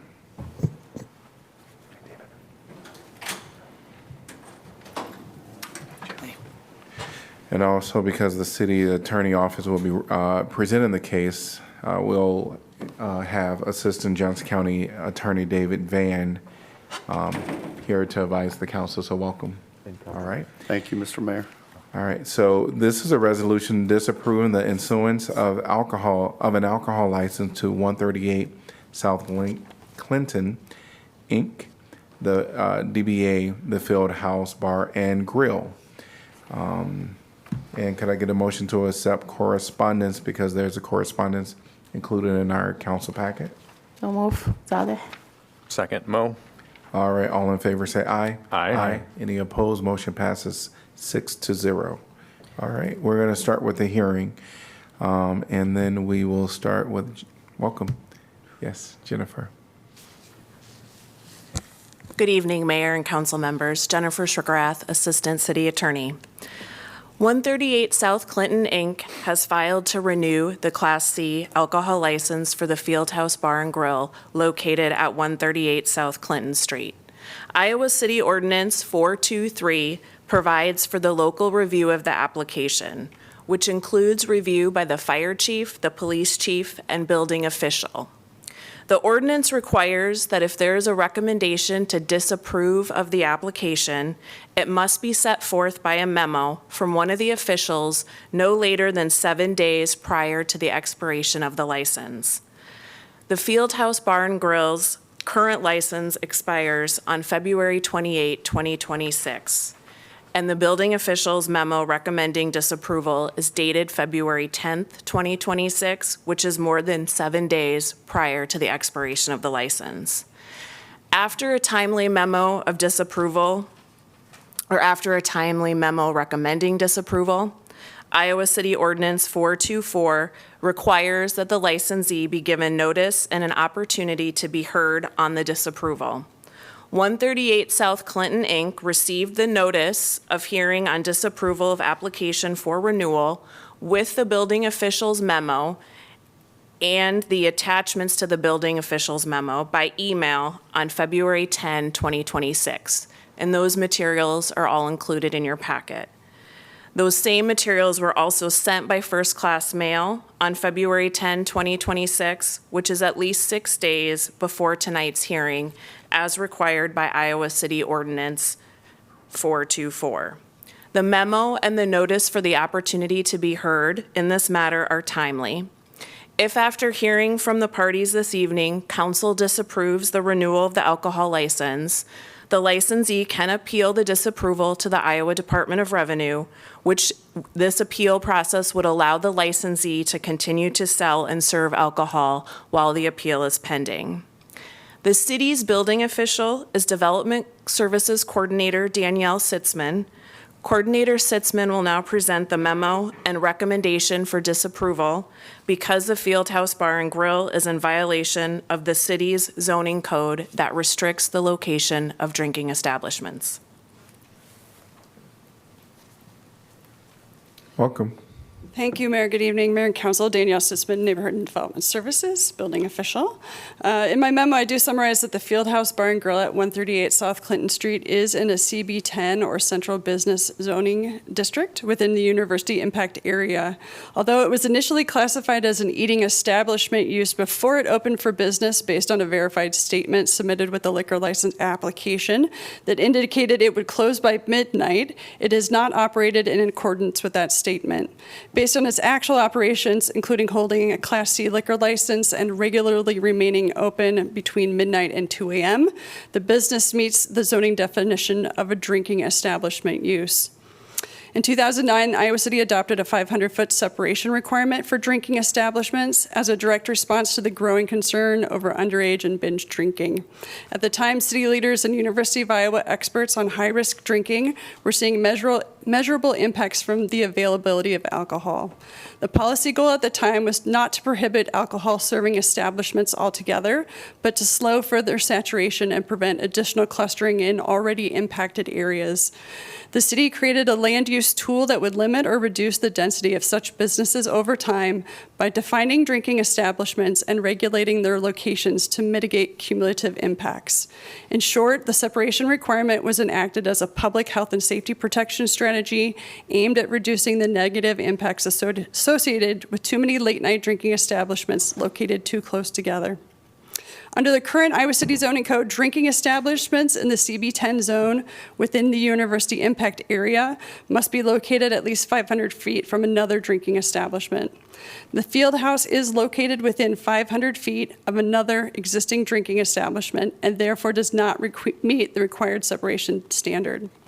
Land uses are not continuously monitored for zoning compliance. Instead, compliance is typically evaluated when a complaint is received or at a formal regulatory review point, such as a liquor license renewal. At this review point, the actual use of the property has been evaluated using field observations from the Iowa City Police Department, determined to be a drinking establishment use, and does not comply with the zoning code's requirement separation distance for drinking establishments. Because the use is not permitted in this location under the zoning code, I recommended disapproval of the application. Thank you.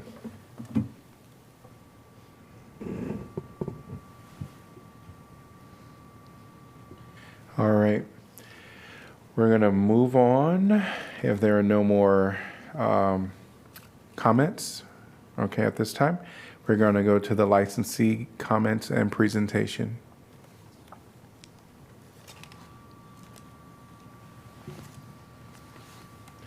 Welcome. Welcome.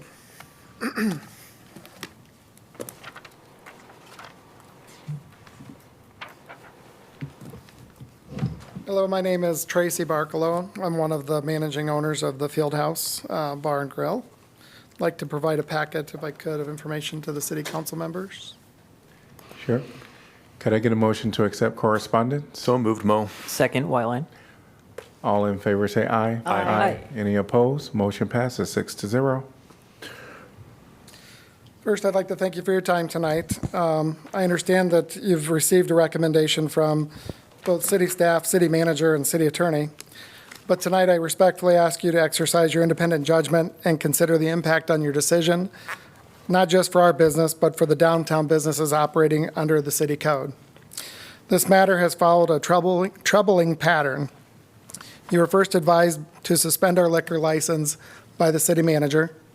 You were then advised to unsuspend our liquor license by the city manager by a vote tonight.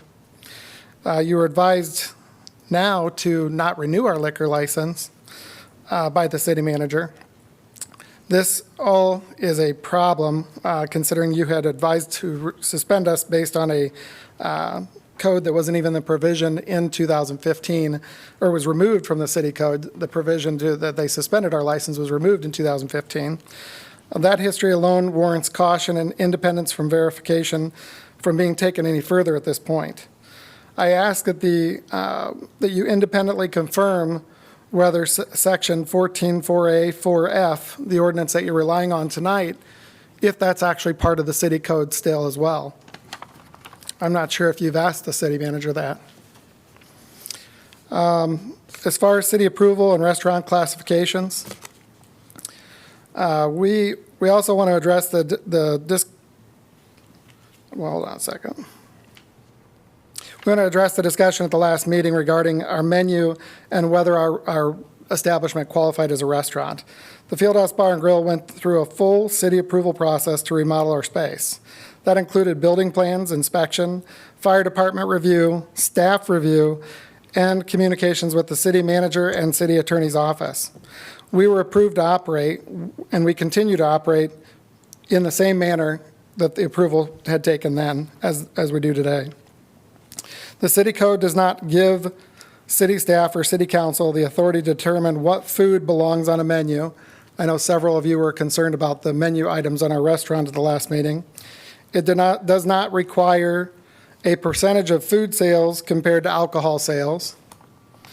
The only food-related requirement in the city code is that food must be offered at least 60% of the time the establishment is open. We offer food 100% of the time. Whether food is frozen, fresh, branded, or made in-house is not the legal standard under the code. Many restaurants in Iowa City serve frozen food through commercial distribution products or distributors like we do.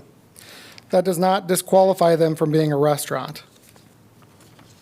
However, just so you know, since our last meeting, our business has invested in a $30,000 commercial oven, and we do plan to make our pizzas in-house and fresh starting next week. We have done that after listening to your comments of the last meeting, and we found that it's cheaper for us to actually produce the product fresh in-house than it was to buy the frozen.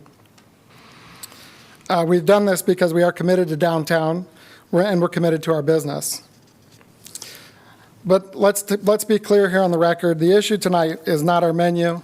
It's not whether we're an eating or drinking establishment. It's what was just stated at the top of the previous presentation. The real issue is the hours of operation. From the beginning, the city manager has stated in writing that we must close at midnight. We have declined to do so because neither state law nor the city code itself requires us to do so. We have carefully reviewed the city code. There's no written requirement stating that an eating or drinking establishment must close at midnight. If you take a look at the third item in the packet that I just gave you, highlighted, the only language referenced in the city code in 14-4A-723 states that the establishment is open for business on a regular basis anytime between the hours of 12 midnight and 2 a.m. It does not mandate closure at midnight. It does not state must close. It does not state shall close. If the city were to require closure at midnight, that requirement would conflict with state law. The state law section is the fourth page of the handout I gave you, which states clearly the local authorities may adopt ordinances or regulations for locations on premises of retail liquor licensed establishments, and those local ordinances may not adopt ordinances, those local ordinances may adopt ordinances not in conflict with the chapter, and they do not diminish the hours during which alcohol beverages may be sold or consumed at retail. The city does not have the authority to regulate hours of sales of alcohol. That is set by the state of Iowa. The next additional page there, number 5, is from the Iowa Department of Revenue's website. And it specifically states the same section code I just referenced. And it says that local ordinances may be more restrictive than state law, but may not conflict with law. For example, local authorities may not adopt ordinances changing the legal hours of sale. Hours of sale are specified by state law. State law trumps city ordinances. This information has been provided to the city manager, the city attorney, and the city council through communications and correspondence of emails. The 6th page spells out exactly what a preemption is and how that deals with state law versus city ordinances.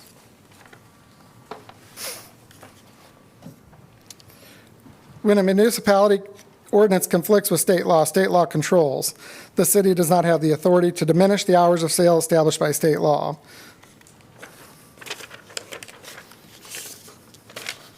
The matter is already scheduled. The biggest issue I see here is the matter is already scheduled next week for a trial before the Johnson County courts. The court will determine whether or not the Fieldhouse has violated this section code, which is cited in your memo for the basis for the denial through tonight. The judicial process should be allowed to proceed before additional council action is taken. If you vote not to renew our liquor license tonight, we will immediately apply for an appeal with the Iowa Department of Revenue, and we will continue to operate during the appeal process. So renewal will not close our business, but it will increase legal exposure for the city. If the court ultimately rules in favor in our favor, the city would have suspended, unsuspended, and failed to renew our license based on an ordinance interpretation in a way that conflicts with state law. I think you all would look very foolish in the press if that happens. For the reasons, I respectfully ask you to renew our liquor license tonight or defer the decision until the court actually decides the issue, because it's a legal matter. It's not one that should be interpreted by a city council. I would also point out that we have over 100 employees that you'd be affecting if you tried to shut us down. Thank you for your time and consideration. Thank you. Is there anyone else that will be coming to speak? Welcome. Good evening. How are you? My name is Richard Davidson. I'm an attorney for the renewal applicant. One thing that neither of the city witnesses mentioned in their presentation was Iowa Code Section 123.39, subsection 2. That section, which was quoted by Mr. Barkalow, clearly states local authorities may adopt ordinances or regulations for the location of the premises of retail alcohol licensed establishments. And local authorities may adopt ordinances not in conflict with this chapter and that do not diminish the hours during which alcoholic beverages may be sold or consumed at retail. I don't know what part of that the city's attorneys are missing, but it's perfectly clear to me that the city cannot artfully draft an ordinance that conflicts with state law. There is no difference between a retail alcohol licensed establishment being a restaurant or being a bar. It's the same license. The state of Iowa doesn't care. You can certainly regulate restaurants. You can say that food can't be served after 12 a.m., but you cannot regulate the hours that alcohol can be served. Can you imagine in this state if we had every city setting hours for the sale of alcoholic beverages? Every city would be different. You cannot do through the back door what the legislature has locked when the legislature has locked the front door. And that's exactly what's happened here. We have a legislature. The city is a creature of the state legislature. The state legislature has said that the service of alcoholic beverages can take place in Iowa at any time except between 2 a.m. and 6 a.m. Cities simply do not have the power to regulate that. All of the complaints that I heard here tonight from the city's witnesses were that this establishment was operating between the hours of 12 a.m. and 2 a.m.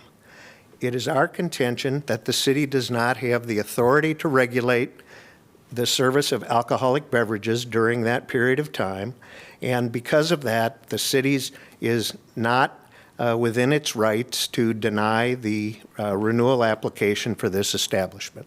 So we would ask you to consider that carefully in reaching your decision. Thank you. Thank you. All right, we've heard from both. Are there questions from council at this time? Yeah. I had one question actually for Danielle. Just what was the original date of the zoning of the 500-foot rule? I think you mentioned it and it was just, it went in one ear and not the other.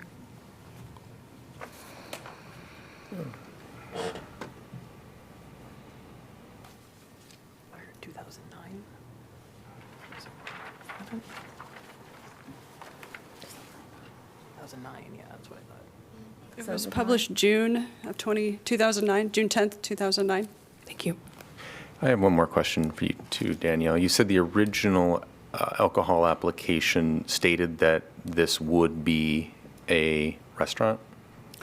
The original verified statement that came in with the liquor license listed hours of operations that would have defined it as an eating establishment under our zoning code. Right. So our definition of eating establishment versus drinking establishment, then that license comes to us first or the state first? So there's some initial steps that are completed with. We'll have you go to the mic. Thank you so much. So there's some initial steps that are completed with the state, and then after an applicant has their DRAM shop insurance on file, then it comes to the local authority for review, and then we approve or disapprove, and then it goes to the state for their final review before they actually issue the license. And this, when the city reviewed it, it was listed as an eating establishment? Correct. Well, it was based on the information in the verified statement that's in your packet, and that would have been the verified statement in January of 2024. Thank you for helping me put the timeline together. In the same application, do they have like the hour of operation when they apply for this? So it's not in the application, it's in the verified statement, and January 2024, so there's two verified statements in your packet. There's one from January of 2024, and that was the one,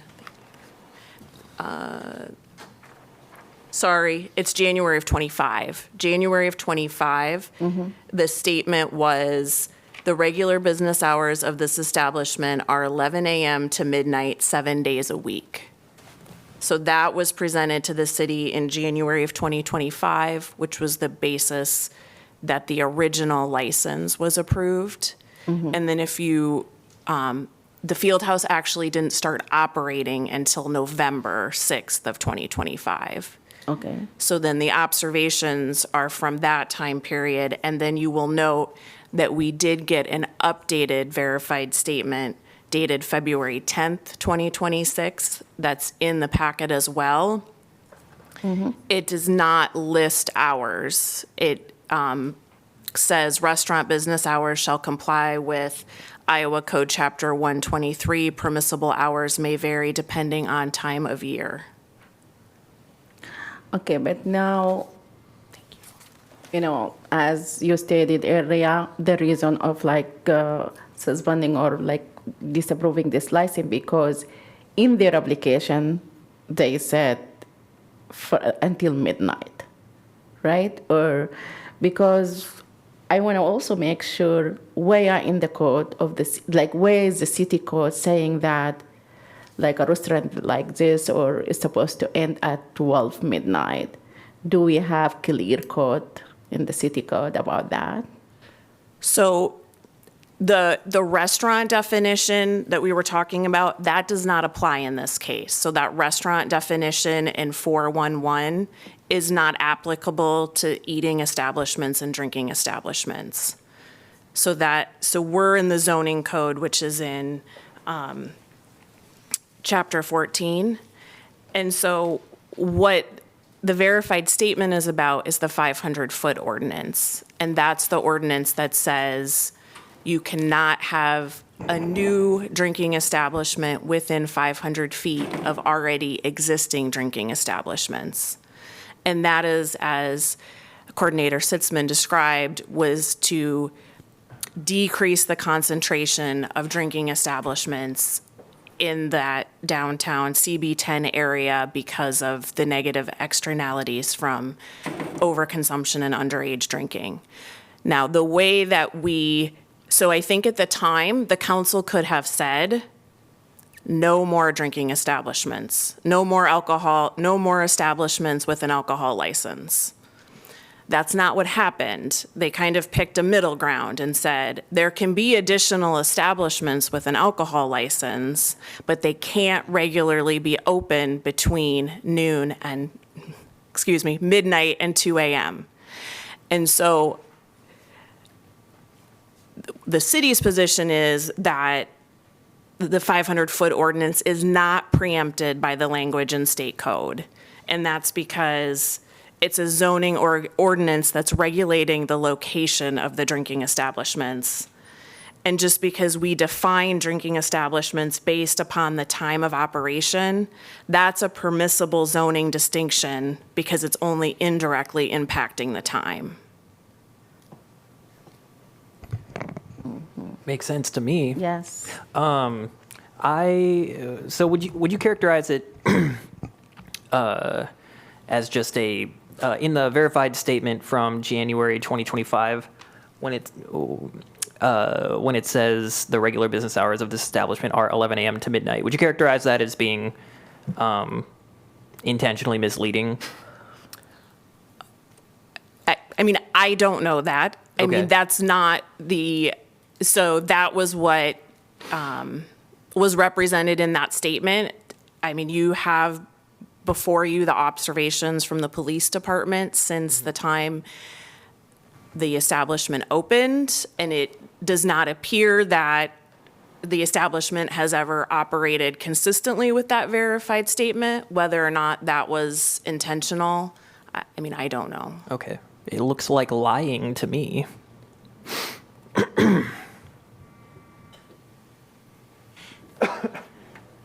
Hearing no more questions for you. Thank you. I did want to follow up on one sort of note from the applicant, and that would be just confirming that our zoning definition of drinking establishment we verified, which includes establishments that sell liquor between midnight and 2 a.m., that's still in our code. There hasn't been any strange codifier issue. I mean, that's... Yeah, so that the 500-foot ordinance And the definition of what a drinking Right, establishment was, is still intact. it was first enacted in 2009, applying citywide, and then I believe in 2013 there was a change to just apply it to like CB10 and riverfront crossings. But other than that, yes, it's still in the code. Yeah. I just want to ask you also, let me restate what you said earlier.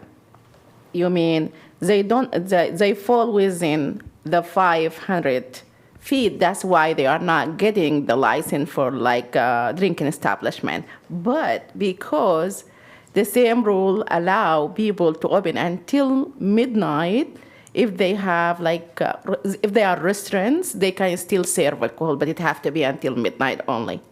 We have that clear on the code, right? So you can't, yes, so you can't have a drinking establishment, you can't have a new drinking establishment, or you can't expand a current drinking establishment if you're within 500 feet of another drinking establishment. Yes.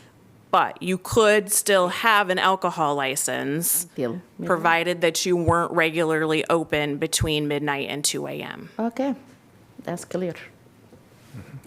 Okay. And this is the opportunity for the council to ask anyone questions. So unless the council calls someone up for questions, just to be clear. My other question will be, if this has been disapproved today, if the owner complied later, can they still apply again for license to serve alcohol before like until midnight, according to the code? So the licensee is what's called timely filed. So they've already completed those initial steps with the state and submitted their DRAM insurance. And so if the city disapproves of the issuance of the license and then the licensee appeals, they'll be able to continue to sell because they're what the state, they refer to it as timely filed because they've completed those initial requirements and they have the insurance. Okay. So they will be able to continue to sell until a final determination is made by the state. Sure, get you, thank you. I would be curious to ask the police officer to come up and to talk a bit about what his observations have been. Welcome. Good evening. Rob Cash, Dallas City Police Department. Currently the lieutenant for the late night watch, which primarily works 11 p.m. to 7 a.m. In my vast experience working downtown, I started in Iowa City in 2006. The majority of my time has been downtown, so I'm very familiar with the downtown and many of the phases it's gone through. My observation is that the location called the Fieldhouse downtown on South Clinton has been regularly open as what I would consider a drinking establishment till 1:30 or closer to 2 o'clock in the morning on what I'd say traditional bar nights, which are Thursday, Friday, Saturday nights. Their staff is readily open at the door till about 1:30 in the morning, where they're still admitting people, they're still checking IDs, they're still performing their duties. My observation is usually shortly thereafter, the lights will come on and they'll start asking their patrons to leave, and they close down by 2, which by state law, they have to stop sales and have everyone out. We've never had an issue with that, but my observation is on a regular basis, the weekends, which I would classify as your busier downtown nights, they are very routinely and regularly open till that 1:30 mark, and then usually a little bit past that. Have you ever gone inside during operating hours? Yes, my patrol officers, as well as the sergeants and myself, we do bar checks throughout the downtown. They are part of our regular checks. We stop in, we observe the business. Obviously, we look for any violations and respond to call for service. We have regularly conducted checks after the midnight hour and found staff fully serving, everything fully open. Very typical of other establishments downtown that operate till about that 1:30 mark in the morning. Mm-hmm. Other questions? Thank you. Thank you. My apologies, I didn't realize you were a lieutenant. Thank you. That's right. I think just for context, Jeff, would you mind speaking to, since 2009, like as someone who's been around a while and seen the downtown in a lot of its forms, the effect of the 500-foot rule on downtown and how it's shaped downtown in your view? Yeah, certainly. So I moved back to Iowa City in November of 2011. So my perspective would be from that point forward, and involved quite a bit of my time in those first 5 or 6 years working directly on the Downtown District Board and interacting with a lot of businesses downtown. I think the 500-foot rule has had a tremendously positive impact on downtown Iowa City. I think it's opened up opportunities for a much more diverse set of businesses and land uses downtown. I think there's additional retail opportunities, there's additional commercial office, professional service opportunities that would not exist today without that 500-foot rule in place. So I think it's essential for diversifying those businesses. And once you diversify the business mix in a downtown, you start to diversify the users of the downtown. And I think as a result of a more diverse mix of businesses, you get people from all across really the region that utilize the downtown more frequently, as opposed to being just one segment of the population that may be drawn to a late night bar crowd, for example. And then I also think the other effect is it shapes the types of housing that you have in and around the downtown as well. So the downtown has been successful in expanding housing opportunities for not only the student population, but the non-student population. And I don't think that would be possible without something like the 500-foot rule in place. Thank you. And Jeff, do you recall any other businesses who operate the same way, like they are within the 500 and they have license and they close at 12 o'clock? Yes, we have several new businesses have opened and thrived with liquor licenses that are eating establishments and close at midnight. And there is no problem with those businesses, okay. No, we have not had any problems. No. Okay. So it would be fair to say businesses have thrived if their primary function was being a restaurant and serving food. Yeah, you can't, there's downtown Iowa City has had a number of businesses come and go. So have there been businesses that have eating establishments that have come and closed? Yes, but there's also been eating establishments that have established and have been successful for years and continue to be successful as an eating establishment. I think also it's fair to say not only like they thrive. I think like just following the rules within the 15 feet for drinking, and also they have the same license. They follow the rules, and yeah, like if we compare them to like the business we're talking about, so. I want to, for council, are there any more questions at this time before we move to consider the resolution? This what? Can I get a motion to approve? Mr. Mayor, may I interrupt? The council covered a lot of ground with their questions, and I did see Mr. Barkalow was interested in speaking. I didn't know if the mayor and the council would entertain maybe closing comments before the final consideration. Sure. I think we should give them a chance. Sure. Welcome. Yeah. I'd like to address a few misguided items that were just spoken about. The verified statement that Oliver said was a misleading statement was not misleading, as it was not signed by me, and it was by the previous owners that we acquired the business from. I'd also like to point out the fact that the 500-foot rule is being utilized to circumvent state law.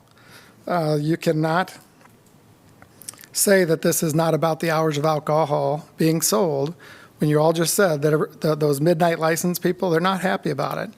They just don't want to come up and deal with the consequences that I'm dealing with right now, and the attacks that I'm coming from the staff and the nonstop nonsense.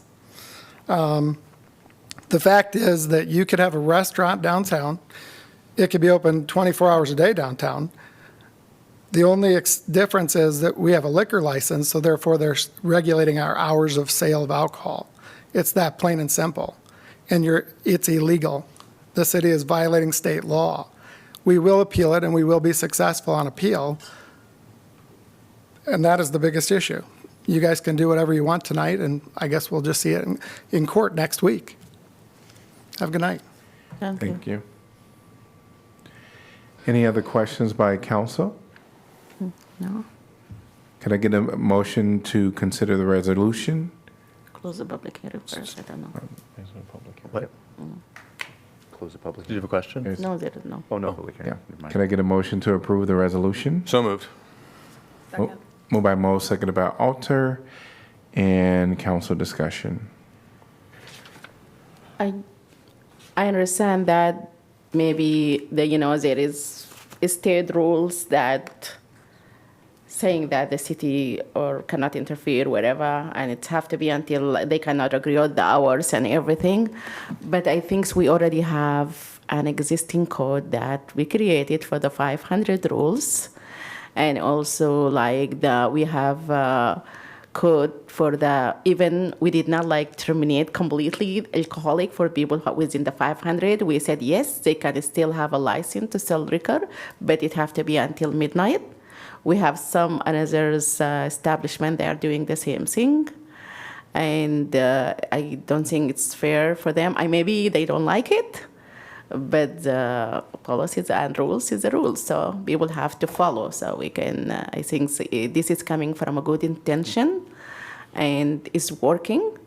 And I just think, the state did not say anything about our 500 rules that we have existed here. So that means nobody challenges us, and I think is valid, and we can continue following it.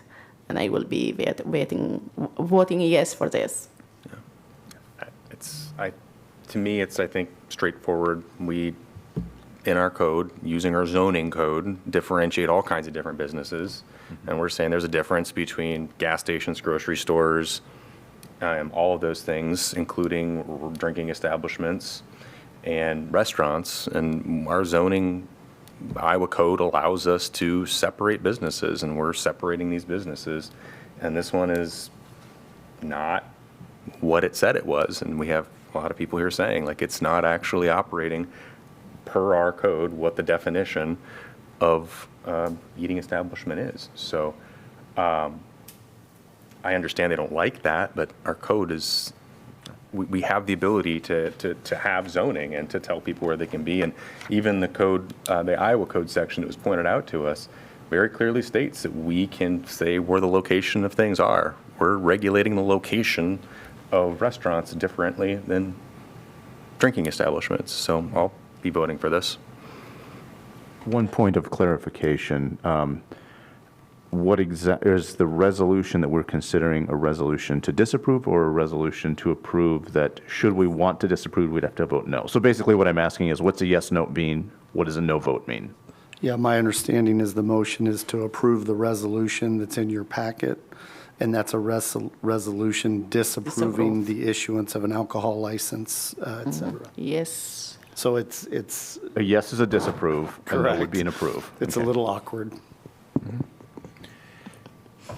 So this is one that I know we've all paid attention to and have been looking into for a while. It is the zoning code that really makes the decision here for me. I think when we think about the 500-foot rule and how that has served our community and diversified our downtown, which is the living room of our community, allowing for a vast differences, different businesses to be downtown. Again, that has been a good thing for our community. And what I see before us tonight, and what I've seen is really kind of going against that zoning code. And so I will be voting in favor of the resolution to not approve. Yeah, I mean, it clearly goes against the zoning code. I've seen every single correspondence and the vast amount of times that our staff has done a very good job of communicating, giving multiple chances at every step of the way to comply with the zoning code, to follow the rules like everybody else. And I think it was just intentionally ignored because sometimes people don't want to follow the rules. And I think that there's a difference between sometimes. What gets me is just thinking about what is objectively, or in my opinion, I think I share the opinion of our city manager, and that the rule downtown has been so good for our community. Yeah, you could try it in court, but to what end other than trying to not follow the rules like everybody else and to, try to make money at the expense of our community. And I think that when we think about, the potential employees that are losing their jobs or could potentially have their jobs up, I think the blame goes on someone who's intentionally ignoring zoning code at every step of the way, who put these people in that position in the first place.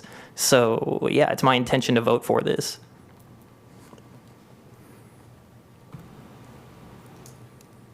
Roll call, please. Mo? Yes. Salah? Yes. Teague? Yes. Wyline? Yes. Alter? Yes. Burgess? Armson? Yes. Motion passes 6-0 with a 1 recusal by Burgess. We're going to move on. We'll wait for Burgess to return. Please let her know.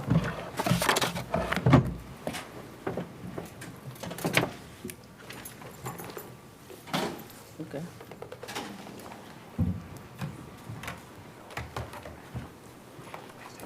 And thank you, Assistant Johnson County Attorney, for joining us. Thank you. Thank you.